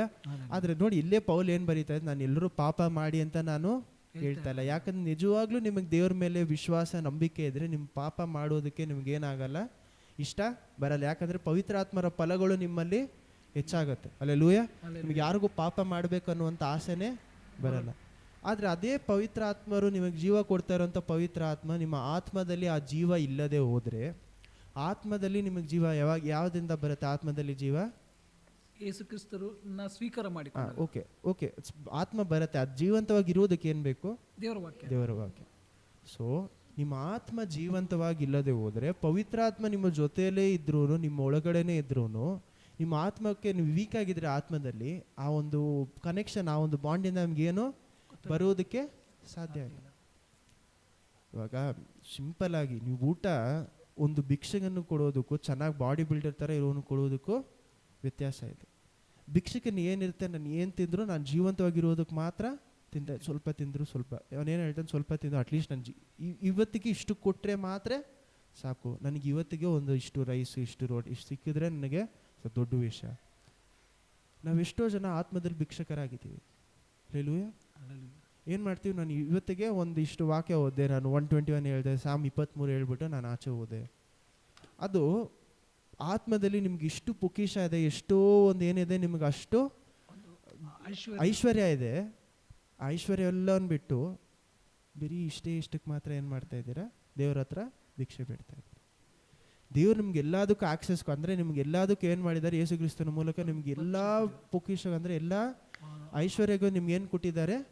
ಅಲೋ ಮಾಡಿದ್ದಾರೆ. ನಿಮಗೆ ಒಳಗಡೆ ಹೋಗ್ಬೋದು, ನೀವೆಲ್ಲವನ್ನು ಪಡ್ಕೊಬೋದು, ಪರ್ಮಿಷನ್ ಕೊಟ್ಟಿದ್ದಾರೆ. ಆದರೆ ನಾವೆಲ್ಲರೂ ಏನು ಮಾಡ್ತಾ ಇದ್ದೀವಿ? ಭಿಕ್ಷೆ ಬಿಡ್ತಾ ಇದ್ದೀವಿ ಆಚೆ ಕೂತ್ಕೊಂಡು. ಅದಕ್ಕೆ ಅರ್ಥ ಏನಂದರೆ, ಒಬ್ಬನು ಭಿಕ್ಷೆ ತೊಗೊಬೇಕು ಅಂತ ಮೈಂಡಲ್ಲಿ ರೆಡಿ ಆಗಿಬಿಟ್ಟಿದ್ರೆ, ಅವ್ನು ನೀವು ಎಷ್ಟೇ ಕೋಟ್ಯಾಂತರ ರೂಪಾಯಿ ಕೊಟ್ಟರು ಆ ಕಾಸೆಲ್ಲ ಸೈಡಲ್ಲಿ ಇಟ್ಬಿಟ್ಟು ನೆಕ್ಸ್ಟ್ ಡೇ ಬಂದು ಏನು ಮಾಡ್ತಾನಂತೆ? ಭಿಕ್ಷೆ ಬಿಡ್ತಾನೆ. ಸೊ ಅದಕ್ಕೆ ಒಂದು ಎಕ್ಸ್ಪೆರಿಮೆಂಟ್, ನಿಜವಾಗ್ಲೂ ಒಂದು ಎಕ್ಸ್ಪೆರಿಮೆಂಟ್ ಮಾಡಿದರು. ಒಂದು ಒಂದು ತುಂಬ ರಿಚ್ ಆಗಿರುವಂಥ ಒಂದು ಮಿಲಿಯನರ್ನ ಹತ್ರ ಎಲ್ಲ ಹಣಕಾಸೆಲ್ಲ ಏನು ಮಾಡಿದ್ರಂತೆ, ತೆಗೆದುಬಿಟ್ಟು, ನೀನು ಇದರಿಂದ ನೀನು ಏನು ಮಾಡು, ಫುಲ್ ಭಿಕ್ಷಕನ ಥರ ಸ್ಟಾರ್ಟ್ ಮಾಡಿ ನೀನೊಂದು ಬಿಸ್ನೆಸ್ನ ಸ್ಟಾರ್ಟ್ ಮಾಡಿ ತಿರುಗಿ ಕೋಟ್ಯಾಧೀಶ್ವರ ಆಗೋದಕ್ಕೆ ಸಾಧ್ಯನಾ? ಸೊ ಅವನ ಹತ್ರ ಇರುವಂಥ ಕೋಟಿಯೆಲ್ಲ ಎತ್ಕೊಂಡು ಹೋಗಿ ಒಂದು ಭಿಕ್ಷಕನ ಹತ್ರ ಕೊಟ್ಟರಂತೆ. 3 ವರ್ಷದಲ್ಲಿ ಆ ಒಂದು ಕೋಟ್ಯಾಧೀಶನ ಭಿಕ್ಷಕನಾಗಿದ್ದ ತಿರುಗಿ ಕೋಟ್ಯಾಧೀಶನಾದ, ಆ ಕೋಟ್ಯಾಧೀಶನ ತಿರುಗಿ ಭಿಕ್ಷಕನಾಗ್ಬಿಟ್ಟ. ಅಲ್ಲೆಲೂಯ. ಇಬ್ಬರು ಅವನಿಗೆ ಎಷ್ಟೇ ಕಾಸು ಕೊಟ್ಟರು ಅವನಿಂದ ಏನು ಮಾಡೋಕ್ಕಾಗ್ತಾಯಿಲ್ಲ, ಅದನ್ನು ಜಾಸ್ತಿ ಮಾಡೋಕ್ಕೆ ಆಗ್ತಾಯಿಲ್ಲ. ಸೊ ನಿಮಗೂ ಎಷ್ಟೇ ವಾಕ್ಯ ಕೊಟ್ಟರು ಆ ವಾಕ್ಯ ಏನಾಗ್ತಾಯಿಲ್ಲ, ಮಲ್ಟಿಪ್ಲೈ ಆಗ್ತದೆ, ಫಲ ಕೊಡ್ತಾ, ಅಲ್ಲೆಲೂಯ, ಅಭಿವೃದ್ಧಿ ಆಗ್ತಾ ಇಲ್ಲ. ಅದಕ್ಕೆ ಅರ್ಥ ಏನಂದರೆ, ನೀವು ಇನ್ನೂ ಭಿಕ್ಷಕರ ಹಾಗೆ ದೇವರ ವಾಕ್ಯವನ್ನು ತಗೊಳ್ತಾ ಇದ್ದೀರ, ಅಂದರೆ ಆ ಊಟ ಅಷ್ಟೇ ಮಾಡ್ತಾ ಇದ್ದೀರ. ವೀಕ್ ಆಗಿರುವಂಥವ್ರಿಗೂ ಆತ್ಮದಲ್ಲಿ ಚೆನ್ನಾಗಿರುವಂಥವ್ರಿಗೂ ಅಷ್ಟೇ ವ್ಯತ್ಯಾಸ. ದೇವರ ವಾಕ್ಯವನ್ನು ಎಷ್ಟು ಕನ್ಸ್ಯೂಮ್ ಮಾಡ್ತಾ ಇದ್ದಾರೆ ಅನ್ನೋದ್ರಲ್ಲಿ. ನಮಗೆಲ್ರಿಗೂ ಸಮಯ ಇಲ್ಲ, ಅರ್ಥ ಆಗುತ್ತೆ. ನಮಗೆಲ್ರಿಗೂ ಎಷ್ಟೋ ಕೆಲಸಗಳಿರುತ್ತೆ, ನಾವೆಲ್ಲರೂ ಎಷ್ಟೋ ಕಷ್ಟಪಡ್ತೀವಿ. ನಾನು ಇಲ್ಲ ಅಂತ ಹೇಳ್ತಾ ಇಲ್ಲ, ನಿಮ್ಮ ಕಷ್ಟಗಳು ನಾನು ಕಡಿಮೆ ಅಂತ ಹೇಳ್ತಾ ಇಲ್ಲ. ಆದರೆ ಅದೆಲ್ಲಕ್ಕಿಂತ ನಮಗೆ ಅದೇ ಹೇಳ್ತೀವಲ್ಲ, ಎಲ್ಲವನ್ನೂ ನೀವು ಸಂಪಾದನೆ ಮಾಡಿಕೊಂಡು ಆತ್ಮವನ್ನು ನಷ್ಟ ಮಾಡಿಕೊಂಡ್ರೆ ಉಪಯೋಗ ಏನು ಇಲ್ಲ. ಲೋಕದಲ್ಲಿ ನೀವು ಚೆನ್ನಾಗಿರ್ಬೋದು, ನೀವು ಒಂದು ವೇಳೆ ಕಷ್ಟಪಟ್ಟು ಸಂಪಾದನೆ ಮಾಡಿದ್ರೆ ದೇವ್ರು ನಿಮ್ಮನ್ನ ಆಶೆ, ಯಾಕಂದರೆ ನಿಮ್ಮ ಕಷ್ಟಕ್ಕೆ ಫಲ ದೇವ್ರು ಏನು ಮಾಡ್ತಾರೆ ಅಂತ ನಿಮಗೆ ಕೊಡ್ತಾರೆ. ಇಲ್ಲ ಅಂತ ದೇವ್ರ ವಾಕ್ಯದಲ್ಲಿ ಎಲ್ಲೂ ಹೇಳಿಲ್ಲ. ನೀವು ಕಷ್ಟದ ಫಲ ಪಡ್ಕೊಂಡ್ರೂ ನಿಮ್ಮ ಆತ್ಮ ಏನಾಗಿರಲ್ಲ, ಸಂತೋಷವಾಗಿ ಸಮಾಧಾನವಾಗಿ ಇರುವುದಕ್ಕೆ ಸಾಧ್ಯ ಇಲ್ಲ. ಆತ್ಮದಲ್ಲಿ ಬಲ ಇಲ್ಲದೆ ಹೋದರೆ ಸಮಾಧಾನ ಇರುವುದಕ್ಕೆ ಸಾಧ್ಯನೇ ಇಲ್ಲ. ವೀಕ್ ಆಗಿರುವಂಥವ್ರು ಯಾರಾದರೂ ಚೆನ್ನಾಗಿರೋಕ್ಕೆ ಸಾಧ್ಯನಾ? ಸಂತೋಷವಾಗಿ ನಕ್ಕೊಂಡು ಯಾರಾದರೂ ಈ ಥರ ಕಡ್ಡಿ ಥರ ಇರ್ತಾರೆ, ನಾನಿಲ್ಲ ನಾನು ಸಂತೋಷವಾಗಿ ಆಗಲ್ಲ. ನಾನು ತಿನ್ನಾಗಿರೋರ ಬಗ್ಗೆ ಮಾತಾಡ್ತೀನಿ. ಕಡ್ಡಿ ಥರ ಬೋನ್ಸ್ ಎಲ್ಲ ಗೊತ್ತಾಗುತ್ತೆ, ಎಲುಬೆಲ್ಲ ಗೊತ್ತಾ, ಅಂಥ ಮನುಷ್ಯನ ಹತ್ರ ಹೋಗಿ ನೀನು ನಗು ಅಂದರೆ ನಗ್ತಾರ? ನಿಮ್ಮ ಆತ್ಮನೂ ಅದೇ ರೀತಿ ಸಂತೋಷವಾಗಿದ್ರೇನೆ, ನಿಮ್ಮ ಆತ್ಮದಲ್ಲಿ ನೀವು ಚೆನ್ನಾಗಿ ಬೆಳೆದಿದ್ರೆ ಮಾತ್ರ ನಿಮ್ಮ ಜೀವನದಲ್ಲಿ ನೀವು ಸಂತೋಷವಾಗಿ ಸಮಾಧಾನ ಆಗಿರೋದಕ್ಕೆ ಸಾಧ್ಯ. ನಿಮ್ಮ ಆತ್ಮ ನೋಡಿ, ಅದನ್ನೇ ಏನು ಹೇಳ್ತಾರೆ ದೇವರ ವಾಕ್ಯದಲ್ಲಿ ಇದೆ, ಪ್ರಿಯನೇ ನಿನ್ನ ಆತ್ಮ ಬದುಕಿರುವಾಗ ನೀನು ಎಲ್ಲ ಸುಖವಾಗಿದ್ದು, ನೀನು ಎಲ್ಲ ವಿಷಯದಲ್ಲಿ ಸುಖವಾಗಿದ್ದು ಅದನ್ನು ಅನುಭವಿಸ್ಬೇಕಂದ್ರೆ ನಿನ್ನ ಆತ್ಮ ಮೊದಲು ಏನಾಗಿರಬೇಕು? ಬದುಕಿರಬೇಕು. ಆತ್ಮ ಸತ್ತೋಗಿ ನಿಮ್ಮ ಮನಸ್ಸಲ್ಲಿ ಸಮಾಧಾನ ಇಲ್ಲ, ಸಂತೋಷ ಇಲ್ಲದೆ ಹೋದರೆ ನೀವೆಲ್ಲ ಸಂಪಾದನೆ ಮಾಡಿನೂ ಅದನ್ನ ಏನಿಲ್ಲ ನೀವು ಅನುಭವಿಸೋಕ್ಕೆ ಆಗಲ್ಲ. ಅದನ್ನೇ ಎಕ್ಲಿಷಿಯಾಸ್ ಪ್ರಸಂಗಿಯಲ್ಲಿ ಏನಂತ ಹೇಳ್ತಾರೆ, ಒಬ್ಬನಿಗೆ ದೇವ್ರು ಎಲ್ಲ ಕೊಟ್ಟು ಅದನ್ನು ಅನುಭವಿಸುವ ಶಕ್ತಿ ಕೊಟ್ಟಿಲ್ಲ ಅಂದರೆ ಯಾರೋ ಅದನ್ನು ಅನುಭವಿಸ್ತಾರೆ. ಅಂದರೆ ಏನು? ಸಂಪಾದನೆ. ಸೊ ನಿಮ್ಮ ಜೀವನದಲ್ಲಿ ನಿಮಗೆ ಸಂತೋಷ ಸಮಾಧಾನ ಇಲ್ಲದೆ ಹೋದರೆ ನೀವು ಮಾಡುವಂಥ ಎಲ್ಲ ವಿಷಯಗಳು ಏನಾಯಿತು? ವ್ಯರ್ಥವಾಯಿತು. ಸೊ ನಾವು ಯಾವಾಗ ದೇವರ ವಾಕ್ಯಕ್ಕೆ ಆ ಒಂದು ಮುಖ್ಯತ್ವ ಕೊಡ್ತೀವೋ, ಇವಾಗ ನೀವು ಎಷ್ಟು ಹೊತ್ತು ಓದ್ತೀರಾ ಅನ್ನೋದು ಮುಖ್ಯ ಅಲ್ಲ. ಫಾರ್ ಎಕ್ಸಾಂಪಲ್, ಏನು ಸಿಂಪಲ್ ಆದ ಎಕ್ಸಾಂಪಲ್ ಏನಂದರೆ, ನೀವು ಒಂದು ತಟ್ಟೆ ಫುಲ್ ರೈಸು, ತಟ್ಟೆ ಫುಲ್ ಸಾಂಬಾರು ಎಲ್ಲ ಇಟ್ಕೊಬೋದು. ಕೆಲವರು ಬೇಗನೆ ತಿನ್ಬಿಡ್ತಾರೆ, ಕೆಲವರು ತುಂಬ ಮೆತ್ತಗೆ ಏನು ಮಾಡ್ತಾರೆ, ತಿಂತಾರೆ. ಇಬ್ರಿಗೂ ಅಷ್ಟೇ ಎನರ್ಜಿ ಬರುತ್ತೆ. ಅಲ್ಲೆಲ್ಲೂಯ. ನೀವು ಬೇಗನೆ ತಿನ್ನೋದ್ರಿಂದ ನಿಮಗೆ ಎನರ್ಜಿ ಬರಲ್ಲ ಅಂತ ಎಲ್ಲೂ ಇಲ್ಲ. ಇವಾಗ ಅದಕ್ಕಿಂತ ಸಿಂಪಲ್ ಎಕ್ಸಾಂಪಲ್ ಅಂದರೆ ಪೆಟ್ರೋಲ್. ಗಾಡಿಗೆ ಪೆಟ್ರೋಲ್ ಹಾಕ್ತೀರಾ, ಅವ್ನು ಪೆಟ್ರೋಲ್ ಹಾಕೋ ಅವ್ನು ಮೆತ್ತಗೆ ಹಾಕಿದ್ರೆ ಮಾತ್ರ ಗಾಡಿಯಲ್ಲಿ 10 ಲೀಟ್ರ್ ಬರುತ್ತಾ? ಇಲ್ಲ. ಅವ್ನು ಮೆತ್ತಗೆ ಹಾಕಿದ್ರು 10 ಲೀಟ್ರೆ, ಫಾಸ್ಟಾಗಿ ಹಾಕಿದ್ರು ಅದೇ 10 ಲೀಟ್ರ್. ಅಲ್ಲೆಲ್ಲೂಯ. ಸೊ ಗಾಡಿ ರೀತಿಯೇ ಮನುಷ್ಯನು ನಾವು ಎಷ್ಟು ಊಟ ಮಾಡ್ತೀವಿ, ಎಷ್ಟು ಸಮಯದಲ್ಲಿ ಊಟ ಮಾಡ್ತೀವಿ, ಇಷ್ಟೊತ್ತು ನೀವು ಸಮಯ ಕಳೀತಾ ಇದ್ದೀವಿ ಅನ್ನೋದು ಮುಖ್ಯ ಅಲ್ಲ. ನೀವು ಕಳೆಯುವಂಥ ಸಮಯದಲ್ಲಿ ಎಷ್ಟು ನೀವು ದೇವರ ವಾಕ್ಯವನ್ನು ಒಳಗಡೆ ತೊಗೊಳ್ತಾ ಇದ್ದೀರಾ. ಒಂದು ದಿವಸಕ್ಕೆ ನೀವು ಹಾಫ್ ಆನ್ ಅವರೇ ಕೊಡ್ಬೋದು. ಎಕ್ಸಾಂಪಲ್ ಹೇಳ್ತೀನಿ, 30 ಮಿನಿಟ್ಸ್ ಕೊಡಿ ಅಂತ ಹೇಳ್ತಾ ಇಲ್ಲ, ಕಡಿಮೆ ಅಂದರೆ 30 ಮಿನಿಟ್ಸ್ ಕೊಡ್ತಾ ಇದ್ದೀರಾ ಅಂತ ಇಟ್ಕೊಳ್ಳಿ. ಆ 30 ನಿಮಿಷ ನಿಜವಾಗ್ಲೂ ದೇವರ ವಾಕ್ಯವನ್ನು ಸಂಪೂರ್ಣವಾಗಿ ನೀವು ಒಳಗಡೆ ತೊಗೊಳ್ತಾ ಇದ್ದೀರಾ, ಸಂಪೂರ್ಣವಾಗಿ ಅದನ್ನು ಡೈಜೆಸ್ಟ್ ಮಾಡ್ಕೊಳ್ತಾ ಇದ್ದೀರಾ. ಏಕೆ ಎಷ್ಟು ಜನ ಏನು ಮಾಡ್ತಾರೆ, ನಾನು ಫುಲ್ ಚಾಪ್ಟರ್ ಓದ್ತಾರೆ, ಏನು ಓದಿರ್ತಾರೆ ಅಂತಾನೆ ಗೊತ್ತಿಲ್ಲ. ಅದಕ್ಕೆ ಅರ್ಥ ಏನಂದರೆ, ನೀವು ಮೈಂಡ್ಫುಲ್ಲಾಗಿ ಏನು ಮಾಡ್ತಾ ಅಂದರೆ, ನೀವು ಯೋಚನೆ ಮಾಡಿ ಏನು ಮಾಡ್ತಾ ಇಲ್ಲ, ಆ ವಾಕ್ಯವನ್ನು ಓದ್ತಾ ಇಲ್ಲ, ಏನೋ ತಾನು ಅಂತ, ಇವತ್ತು ನಾನು ಇದೆಲ್ಲ ಓದಿದ್ರೆ ನಾನು ಓದ್ತಾ ಇದ್ದೀನಿ. ಇಷ್ಟಪಟ್ಟು ಊಟ ಮಾಡೋದಕ್ಕೂ ಕಷ್ಟಪಟ್ಟು ಊಟ ಮಾಡೋದಕ್ಕೂ ವ್ಯತ್ಯಾಸ ಇದೆ. ಎಷ್ಟೋ ಜನರಿಗೆ ದೇವರ ವಾಕ್ಯ ಕಷ್ಟಪಟ್ಟು ಊಟ ಮಾಡ್ತಾರೆ. ಮಾಡಬೇಕಲ್ಲ, ಇವತ್ತು ಓದಿಲ್ಲ ಅಂದರೆ ದಿನದಲ್ಲಿ ಏನಾದರೂ ಕಷ್ಟ ಆಗಿಬಿಟ್ರೆ ಹೋಗ್ಬಿಡುತ್ತಲ್ಲ, ನನ್ನ ಕೆಲಸದಲ್ಲಿ ಕಷ್ಟ ಆಗಿಬಿಟ್ರೆ ಹೋಯ್ತಲ್ಲ. ಸೊ ಅದು ಕಷ್ಟಪಟ್ಟು ಊಟ ಮಾಡೋದು ದೇವರ ವಾಕ್ಯವನ್ನು. ದೇವರ ವಾಕ್ಯವನ್ನು ಇಷ್ಟಪಟ್ಟು ಊಟ ಮಾಡೋದು. ಅದಕ್ಕೆ ಅರ್ಥ ಏನಂದರೆ, ಇಷ್ಟಪಟ್ಟು ದೇವರ ವಾಕ್ಯವನ್ನು ಓದೋದಕ್ಕೆ ಅರ್ಥ ಏನು? ನಾನು ಇವತ್ತು ಕೂತ್ಕೊಂಡ್ರೇ ನನಗೇನಾಗುತ್ತೆ, ನನ್ನ ಆತ್ಮದಲ್ಲಿ ನಾನು ಏನೋ ದೇವರು ಹೊಸದು ಕೊಡ್ತಾರೆ, ಏನೋ ಹೊಸದು ಮಾಡ್ತಾರೆ. ನೋಡಿ, ಊಟನೂ ಸಹ ನಾವೆಲ್ಲರೂ ಡೈಲಿ ಒಂದೇ ವಿಷಯವನ್ನು ಏನು ಮಾಡಲ್ಲ, ತಿನ್ನಲ್ಲ. ಎಕ್ಸಾಂಪಲ್ ಎಲ್ಲದಕ್ಕೂ ಊಟನೇ ಕೊಡ್ತೀವಿ ನೋಡಿ, ಇಲ್ಲಿ ಡೈಲಿ ಒಂದೇ ವಿಷಯನೂ ತಿನ್ನವೇನು ಹೇಳ್ತೀವಿ, ವೆರೈಟಿ ಆಗಿರಬೇಕು.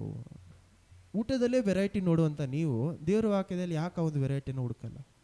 ದೇವರ ವಾಕ್ಯದಲ್ಲಿ ಅಷ್ಟು ವೆರೈಟಿ ಇದೆ, ಯಾಕೆ ಒಂದೇ ಥರ ವಾಕ್ಯ ಎಲ್ಲೂ ಇಲ್ಲ. ಒಂದು ಕಡೆ ಹಿಸ್ಟ್ರಿ ಇದೆ, ಕಥೆಗಳಿದೆ, ಒಂದು ಕಡೆ ದೇವರು ಏನೆಲ್ಲ ನಮ್ಮ ಜೊತೆ ಪರ್ಸ್ನಲ್ ಆಗಿ ಮಾತಾಡ್ತಾರೆ, ಒಂದು ಕಡೆ ವಾಗ್ದಾನಗಳಿದೆ, ಒಂದು ಕಡೆ ಏನಿದೆ ಶಾಪಗಳು, ಎಷ್ಟೋ ವಿಷಯಗಳಿದೆ ದೇವರ ವಾಕ್ಯದಲ್ಲಿ. ನೀವು ಪ್ರಕಟಣೆ ಇದೆ, ಹೊಸ ನೆಕ್ಸ್ಟ್ ಬರಬೇಕಾಗಿರೋ ವಿಷಯಗಳಿದೆ.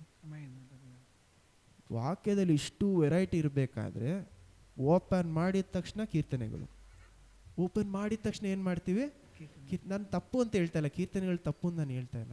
ಅದು ದೇವರ ವಾಕ್ಯನ ಅಷ್ಟೇ ಇಂಪಾರ್ಟೆನ್ಸ್ ನಮ್ಗೆ ದೇವರ ವಾಕ್ಯ. ಅದು ಕೀರ್ತನೆಗಳಂದರೆ ಹಾಡು, ನಾವು ದೇವ್ರನ್ನ ಸ್ತುತಿ ಮಾಡುವಂಥ ಕೀರ್ತನೆಗಳು, ಅದು ಅಲ್ಲೆಲ್ಲೂಯ. ಸೊ ಆ ಒಂದು ಕೀರ್ತನೆ ನಾನು ತಪ್ಪು ಅಂತ ಹೇಳ್ತಾ ಇಲ್ಲ, ಕಡಿಮೆಯಾಗಿ ಹೇಳ್ತಾ ಇಲ್ಲ. ಒಂದೇ ರೀತಿಯಾಗಿ ಊಟ ಮಾಡಿದ್ರೆ ನಿಮಗೂ ಬೋರ್ ಹೊಡೆದು ಬಿಡುತ್ತೆ. ಆ ವಾಕ್ಯ ನಮಗೇನಾಗಲ್ಲ, ಫುಲ್ಲಾಗಿ ಒಳಗಡೆ ಹೋಗಿ ಸೇರೋದಕ್ಕೆ ಯೋಚನೆ ಮಾಡಿ. ಡೈಲಿ ರೈಸ್ ರಸಮ್ ಅಂದರೆ ನೀವು ಜೀವಂತವಾಗಿರ್ತೀನಿ, ಇಲ್ಲ ಅಂತ ಹೇಳಿಲ್ಲ, ಆದರೆ ನಿಮ್ಗೆಲ್ಲ ರೀತಿಯಾದ ವಿಟಮಿನ್ ಸಿಗುತ್ತಾ, ಅದರಿಂದ ಎಲ್ಲ ರೀತಿಯಾದ ಪುಷ್ಟಿ ಸಿಗುತ್ತಾ? ಇಲ್ಲ. ಡಾಕ್ಟ್ರ್ ಏನು ಹೇಳ್ತಾರೆ, ಇವತ್ತು ಇದನ್ನು ತಿಂದರೆ ನೆಕ್ಸ್ಟ್ ಅದನ್ನು ಚೇಂಜ್ ಮಾಡ್ಕೊಳ್ಳಿ, ನೆಕ್ಸ್ಟ್ ದಿವಸಕ್ಕೆ ಇದು ಮಾಡಿ. ವೆರೈಟಿ ಊಟದಲ್ಲೇ ಆ ವೆರೈಟಿ ಹುಡುಕುವಂಥ ನಾವು ದೇವರ ವಾಕ್ಯದಲ್ಲಿ ಏನು ಮಾಡಬೇಕು, ದೇವ್ರ ಹತ್ರ ಕೂತ್ಕೊಂಡು ನಾವು ಕೇಳಬೇಕು, ದೇವ್ರೆ ಇವತ್ತು ಇದನ್ನು ಹೋದರೆ ನೆಕ್ಸ್ಟ್ ನನಗೇನು ಕೊಡ್ತೀರಾ, ನೆಕ್ಸ್ಟ್ ಏನಕ್ಕೆ ಓದ್ತಾ ಇದ್ದೀನಿ. ಅಲ್ಲೆಲ್ಲೂಯ. ಸೊ ದೇವರ ವಾಕ್ಯವನ್ನು ನಾವು ಸಂತೋಷದಿಂದ ಓದೋಕ್ಕೆ ಪ್ರಾರಂಭಿಸಬೇಕು. ಒಂದು ಲಾ ಅಲ್ಲ ಅದು, ಏನದು, ನಿಮ್ಗೆ ಇದು ಓದಿಲ್ಲ ಅಂದರೆ ನಿಮ್ಗೆ ಇದಾಗ್ಬಿಡುತ್ತೆ, ಆಜ್ಞೆ ಅಲ್ಲ ಅದು. ಪ್ರೀತಿಯಿಂದ ಮಾಡುವಂಥ ದೇವರ ವಾಕ್ಯದಲ್ಲಿ ಹೇಳ್ತಾರೆ. ಗಲಾಷ್ಯನ್ಸ್ 5:6 ವಾಕ್ಯ ಮಾತ್ರ ಓದಿ ಮುಗಿಸೋಣ. ಗಲಾಷ್ಯನ್ಸ್ 5 6 ವಾಕ್ಯ. ಗಲಾತ್ಯನ್ಸ್ 5:6. ಗಲಾತ್ಯನ್ಸ್ 5:6. ಕ್ರಿಸ್ತ ಯೇಸುವಿನಲ್ಲಿರುವವರಿಗೆ ಸುನ್ನತಿಯಾದರೂ ಪ್ರಯೋಜನವಿಲ್ಲ, ಹಾಗಿದ್ದರೂ ಪ್ರಯೋಜನವಿಲ್ಲ. ಪ್ರೀತಿಯಿಂದ ಕೆಲಸ ನಡೆಸುವ ನಂಬಿಕೆಯಿಂದಲೇ ಪ್ರಯೋಜನವಾಗಿದೆ. ಮುಗೀತು, ಅಷ್ಟೇ ಸಿಂಪಲ್ ಆದ ವಾಕ್ಯ ಅದು. ಅದಕ್ಕೆ ಅರ್ಥ ಏನಂದರೆ, ನೀವು ದೇವರ ಜೊತೆ ನಿಮ್ಮ ಆಜ್ಞೆಗಳನ್ನು ಇಟ್ಕೊಂಡು ನಾನು ದೇವರ ಜೊತೆ ನಡ್ಕೊಂಡು ನೀವು ಇದು ಮಾಡಿದ್ರೆ ನೀವು ಏನದು ದೇವ್ರಿಗೆ ಅದು ವ್ಯತ್ಯಾಸನೇ ಇಲ್ಲ. ಯಾಕಂದರೆ ನೀವು ಎಷ್ಟೇ ಆಜ್ಞೆಗಳನ್ನು ಪಾಲನೆ ಮಾಡಿದ್ರು, ನಿಮ್ಮ ಜೀವಮಾನ ಪೂರ್ತಿ ನೀವು ಟ್ರೈ ಮಾಡಿದ್ರು ನಿಮ್ಮಿಂದ ಏನು ಮಾಡೋಕ್ಕಾಗಲ್ಲ, ದೇವರ ಕಣ್ಗಳ ಮುಂದೆ ನೀತಿವಂತನೆ ಅಂತ ತೋರಿಸ್ಕೊಳ್ಳೋದಕ್ಕೆ ಆಗಲ್ಲ. ಹಲ್ಲೆಲೂಯ. ದೇವರು ನಿಮ್ಮನ್ನು ನೀತಿವಂತರಂತ ಕರೆಯೋದಕ್ಕೆ ಒಂದೇ ಕಾರಣ, ಯೇಸು ಕ್ರಿಸ್ತ. ಸೊ ನೀವು ನೀತಿವಂತರಾಗಿ ಅಂದರೆ ನೀವು ನೀತಿವಂತರಾಗಿ ನಡ್ಕೊಳ್ಳೋದಕ್ಕೆ ಏನು ಬೇಕು? ದೇವರ ಮೇಲೆ ಪ್ರೀತಿನೂ, ಮನುಷ್ಯರ ಮೇಲೆ ಪ್ರೀತಿನೂ, ಮತ್ತು ದೇವರ ವಾಕ್ಯದ ಮೇಲೆ ನಂಬಿಕೆ, ಯೇಸು ಕ್ರಿಸ್ತುವಿನ ಮೇಲೆ ನಂಬಿಕೆ. ಹಲ್ಲೆಲೂಯ. ಈ ಒಂದು ನಂಬಿಕೆ ನಿಮಗೆ ದೇವರ ಮೇಲೆ, ಯೇಸು ಕ್ರಿಸ್ತು ಮೇಲೆ ಇಲ್ಲದೆ ಹೋದರೆ ನೀವು ದೇವರ ವಾಕ್ಯವನ್ನು ಓದಿನೂ ವ್ಯರ್ಥ, ನೀವು ಆ ಕಟ್ಟಳೆಗಳೆಲ್ಲ ಫಾಲೋ ಮಾಡಿನೂ ವ್ಯರ್ಥ. ಯಾಕಂದರೆ ಆ ನೀವು ಒಂದು ವೇಳೆ ನಿಜವಾಗಿ ನೀವು ಯೋಚನೆ ಮಾಡಿಕೊಂಡ್ರೆ, ನಾನು ಈ ಕೆಲಸ ಮಾಡಿ ಪರಲೋಕ ರಾಜ್ಯನೋಗಿ ಸೇರ್ಕೊತೀನಿ ಅಂತ ನೀವು ಯೋಚನೆ ಮಾಡಿದ್ರೆ ನೀವು ಏಮಾರಿಸ್ಕೊಳ್ತಾ ಇದ್ದೀರಾ. ನಾನು ಒಳ್ಳೆಯವನಾಗಿದ್ದು ಪರಲೋಕ ರಾಜ್ಯ ಹೋಗಿ ಸೇರೋಕ್ಕಾಗಲ್ಲ, ಕೆಟ್ಟವನಾಗಿದ್ದು ಪರಲೋಕ ರಾಜ್ಯವನ್ನು ಹೋಗಿ ಸೇರೋಕ್ಕೆ ಆಗಲ್ಲ. ಯೇಸು ಕ್ರಿಸ್ತ ನಂಬಿಕೆ ಇಡುವಂಥ ಕಾರಣದಿಂದ ಮಾತ್ರ ನಾನು. ಆದರೆ ನೀವು ನಿಜವಾಗ್ಲೂ ಯೇಸು ಕ್ರಿಸ್ತ ಮೇಲೆ ನಂಬಿಕೆ ಇಟ್ಟಿದ್ದೀರಾ ಅನ್ನೋದಕ್ಕೆ ಪ್ರೂಫ್ ಏನು? ನಿಮ್ಮ ಕ್ರಿಯೆಗಳು. ಒಂದೇ ದಿವಸದಲ್ಲಿ ಮಾರ್ಪಡಲ್ಲ, ಒಂದು ವರ್ಷದಲ್ಲಿ ಮಾರ್ಪಡಲ್ಲ, 10 ವರ್ಷದಲ್ಲಿ ಸ್ವಲ್ಪವಾಗಿ ಏನಾಗುತ್ತೆ? ಚೇಂಜು ಬರುತ್ತೆ. ಸ್ವಲ್ಪವಾಗಿ ನಾವು ಯಾವ ರೀತಿ ಬೆಳಿತೀವೋ ಮಾಂಸದ ರೀತಿಯಲ್ಲಿ ಏನಾಗುತ್ತೆ? ಒಂದು ದಿವಸ ನೀವು ಹುಟ್ಟಿದಾಗಿಂದ ಒಂದೇ ಥರ ನಾವು ಯಾರೂ ಇಲ್ಲ, ಬೆಳಿತೀವಿ. ಅದೇ ರೀತಿ ಆತ್ಮದಲ್ಲಿ ಬೆಳೆಯೋದು ಯಾವಾಗ? ಅದಕ್ಕೆ ಎಕ್ಸಾಂಪಲ್ ಏನು? ಮಕ್ಕಳು ಏನು ಮಾಡ್ತಾರೆ? ಚಿಕ್ಕ ವಯಸ್ಸಿಂದಾನೇ ಚೆನ್ನಾಗಿ ಊಟ ಮಾಡಿ ಚೆನ್ನಾಗಿ ಬೆಳೆಸಿದ್ರೆ ಬೆಳೆಯುವಾಗ ಏನಾಗ್ತಾರೆ? ಮಕ್ಕಳು ಚೆನ್ನಾಗಿ ಪುಷ್ಟಿಯಾಗಿ ಬೆಳೀತಾರೆ, ಸ್ಟ್ರೆಂತ್ ಇರುತ್ತೆ ಅವರಲ್ಲಿ. ಆ ಚಿಕ್ಕ ವಯಸ್ಸಿಂದ ಊಟ ಮಾಡದೆ ಹಂಗೆ ಬೆಳ್ಕೊಂಡು ಎಷ್ಟೋ ಜನ ಅದೇ ರೀತಿ ಕ್ರಿಶ್ಚಿಯನ್ಸ್ ಅದೇ ರೀತಿ ಇರ್ತಾರೆ. ಕ್ರೈಸ್ತರು ದೇವ್ರ ವಾಕ್ಯದಲ್ಲಿ ಓದಿಲ್ಲ, ಕ್ರಿಸ್ತವನ್ನು ಎಕ್ಸೆಪ್ಟ್ ಮಾಡ್ಕೊಂಡು ನಂಬಿಕೆ ಇಟ್ಕೊಂಡು ಏನು ಮಾಡಿದ್ರು? ಓದಿರಲ್ಲ, ಬೆಳೆದಿರಲ್ಲ, ವರ್ಷಗಳಾಗ್ಬಿಟ್ಟಿರತ್ತೆ. ಅವಾಗ ಏನಿರಲ್ಲ ಅವರಲ್ಲಿ? ಆತ್ಮದಲ್ಲಿ ಬಲಾನೇ ಇರಲ್ಲ, ಆತ್ಮದಲ್ಲಿ ಬೆಳೆದೇ ಇರಲ್ಲ, ಅವರೇ ವೀಕ್ ಆಗಿರ್ತಾರೆ ಆತ್ಮದಲ್ಲಿ. ನಾವು ಎಷ್ಟು ವರ್ಷಗಳಾಯಿತು ಕ್ರಿಸ್ತು ಅನ್ನೋದಲ್ಲಿ ಮುಖ್ಯ ಅಲ್ಲ, ಎಷ್ಟು ಪುಷ್ಟಿಯಾಗ ವರ್ಷದ ನಾನು ಬೆಳೆದಿದ್ದೀನಿ. ಯಾಕಂದರೆ ನೀವು ಎಷ್ಟೇ ವಯಸ್ಸಾದ್ರೂ ಆತ್ಮದಲ್ಲಿ ಬೆಳಿಬೋದು. ಹಲ್ಲೆಲೂಯ. ಅದಕ್ಕೆ ಅರ್ಥ ಏನಂದರೆ, ಮಗು ಚಿಕ್ಕ ವಯಸ್ಸಲ್ಲಿ ಸರಿಯಾಗಿ ಊಟ ಮಾಡದೇ ಇದ್ದಿರ್ಬೋದು, ಬೆಳೀತಾ ಏನು ಮಾಡ್ತಾರೆ? ಒಂದು ವಯಸ್ಸಾದ್ಮೇಲೆ ಇದೆಲ್ಲ ಊಟ ಮಾಡು, ಈ ರೀತಿ ಇಂಜೆಕ್ಷನ್ ತಗೋ, ಅದು ತಗೊಂಡು ಮಾಡಿ ಏನು ಮಾಡ್ತಾರೆ? ಒಂದು ಲೆವೆಲ್ಗೆ ಆ ಒಂದು ಮಗುವನ್ನು ಏನು ಮಾಡ್ಬೋದು? ಮನುಷ್ಯನಾಗಿ ಬೆಳೆಸ್ಬೋದು, ಮನುಷ್ಯನಾಗಿ ಬೆಳೆಸ್ಬೋದು. ಸೊ ಇವತ್ತೂ ಸಹ ಸಮಯ ಏನಾಗಿಲ್ಲ, ಕಡಿಮೆ ಆಗಿಲ್ಲ. 2 ವರ್ಷ ಆಗಿದೆ, 10 ವರ್ಷ ಆಗಿದೆ, ಪರವಾಗಿಲ್ಲ. ದೇವರಲ್ಲಿ ಬಂದು ಇನ್ನೂ ಬೆಳೆದಿಲ್ಲ ಅಂದರೆ ಬೆಳೆಯೋದಕ್ಕೆ ಇದೆ ಸಮಯ. ಯಾಕಂದರೆ ಆತ್ಮ ಒಂದು ವೇಳೆ ಸಂಪೂರ್ಣವಾಗಿ ಸತ್ತೋದ್ರೆ, ಪವಿತ್ರ ಆತ್ಮ ಇದ್ದೂ ನಿಮಗೇನು ಉಪಯೋಗ ಇಲ್ಲ. ಎಷ್ಟೋ ಜನ ದೇವ್ರ ವಾಕ್ಯ ಇದೆ, ಆದರೆ ಅವ್ರ ಪವಿತ್ರ ಆತ್ಮ ಇಲ್ಲದೇ ಇರುವಂಥ ಕಾರಣದಿಂದ ಆ ವಾಕ್ಯ ಉಪಯೋಗನೇ ಆಗ್ತಾ ಎಲ್ಲರೂ ಎದ್ದು ನಿಂತ್ಕೊಳ್ಳೋಣ. ಇದನ್ನೇ ಎಕ್ಸಾಂಪಲ್. ಲೋಕದಲ್ಲಿ ಇರುವಂಥ ಎಲ್ರಿಗೂ ದೇವರ ವಾಕ್ಯ ಬೈಬಲ್ ಅಂತ ಇದೆ ಅಂತ ಗೊತ್ತು, ಅವ್ರಿಗೂ ಸಹ ಇದೇ ರೀತಿಯಾದ ದೇವರ ವಾಕ್ಯ ಇದೆ. ಆದರೆ ಆ ವಾಕ್ಯ ಅವ್ರಿಗೆ ಏನಕ್ಕೂ ಉಪಯೋಗ ಇಲ್ಲ, ವೇಸ್ಟ್ ಅವ್ರಿಗದು. ನಮಗೆ ಈ ವಾಕ್ಯ ಉಪಯೋಗ ಆಗ್ತಾ ಇರೋದಕ್ಕೆ ಕಾರಣ, ಅದೇ ಹೇಳಿದ್ನಲ್ಲ ಸ್ಟಾರ್ಟಿಂಗಲ್ಲಿ ಏನು ಹೇಳಿದೆ, ನಿಮಗೆ ಈ ವಾಕ್ಯ ಉಪಯೋಗ ಆಗ್ತಾ ಇರೋದಕ್ಕೆ ಕಾರಣ ಪವಿತ್ರಾತ್ಮ ನಿಮ್ಮಲ್ಲಿ ಇರೋದು ಮಾತ್ರ. ಹಲ್ಲೆಲೂಯಾ. ಪವಿತ್ರಾತ್ಮರು ನಿಮ್ಮಲ್ಲಿ ಇಲ್ಲದೆ ಹೋದರೆ ಈ ವಾಕ್ಯ ನಿಮಗೆ ವ್ಯರ್ಥ. ಈ ಬುಕ್ ಇರೋದು ಒಂದು, ಇಲ್ಲದೆ ಇರೋದೇ ಒಂದು ನಿಮಗೆ. ಹಲ್ಲೆಲೂಯಾ. ಆದರೆ ಈ ವಾಕ್ಯಕ್ಕೆ ಜೀವ ಕೊಡುವಂಥವ್ರು ಯಾರು? ಪವಿತ್ರಾತ್ಮರು. ಹಲ್ಲೆಲೂಯಾ. ಪವಿತ್ರಾತ್ಮರು ಈ ವಾಕ್ಯಕ್ಕೆ ಜೀವ ಕೊಟ್ಟು ನಿಮಗೆ ಅರ್ಥ ಮಾಡಿಸದೆ ಹೋದರೆ ಈ ವಾಕ್ಯ ನಿಮಗೆ ವ್ಯರ್ಥ. ಸೊ ಓದುವಾಗ ಆಗಲಿ ನಿಮಗೆ ಕೊಟ್ಟಿರುವಂಥ ದೊಡ್ಡ ಗಿಫ್ಟ್ ಏನು ಗೊತ್ತಾ? ನಿಮ್ಮ ಆತ್ಮವನ್ನು ಉಜ್ಜೀವನ ಮಾಡಿ ನಿಮಗೆ ಅರ್ಥ ಮಾಡಿಕೊಳ್ಳುವಂಥ ಒಂದು ಕಣ್ಗಳನ್ನು ಓಪನ್ ಮಾಡಿದ್ದಾರೆ.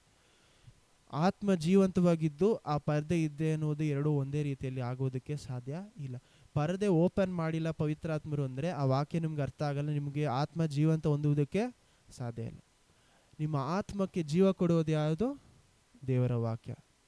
ಆರಂಭದಿಂದ ಕೊನೆಯವರೆಗೂ ನಿಮ್ಮ ಆತ್ಮಕ್ಕೆ ಜೀವ ಕೊಡುವುದು ದೇವರ ವಾಕ್ಯ ಮತ್ತು ಯೇಸು ಕ್ರಿಸ್ತು. ಹಲ್ಲೆಲೂಯಾ. ಯಾಕಂದರೆ ಯೋಹಾನ 1ನೇ ಅಧ್ಯಾಯದಲ್ಲಿ ಏನು ಹೇಳ್ತಾರೆ? ಆದಿಯಲ್ಲಿ ವಾಕ್ಯವಿತ್ತು. ಸೊ ಯೇಸು ಕ್ರಿಸ್ತು ನಿಮಗೆ ಏನು ಮಾಡ್ತಾರೆ? ಜೀವ ಕೊಡ್ತಾ ಇದ್ದಾರೆ. ಹಲ್ಲೆಲೂಯಾ. ಮುಗಿಸೋದಕ್ಕೆ ಮೊದಲು ಗಲಾಷಿಯನ್ಸ್ 2ನೇ ಅಧ್ಯಾಯ 19ನೇ ವಾಕ್ಯ ಮಾತ್ರ ಓದಿ. 2:19 ರೈಟ್, 2:19.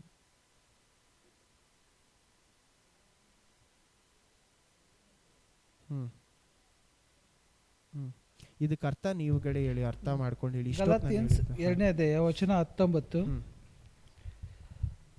ನಾನಂತೂ ದೇವರಿಗೋಸ್ಕರ ಧರ್ಮ ಪ್ರಮಾಣದ ಮೂಲಕವಾಗಿ ಧರ್ಮ ಪ್ರಮಾಣದ ಪಾಲಿಗೆ ಸತ್ತೆನು. ಹಲ್ಲೆಲೂಯಾ.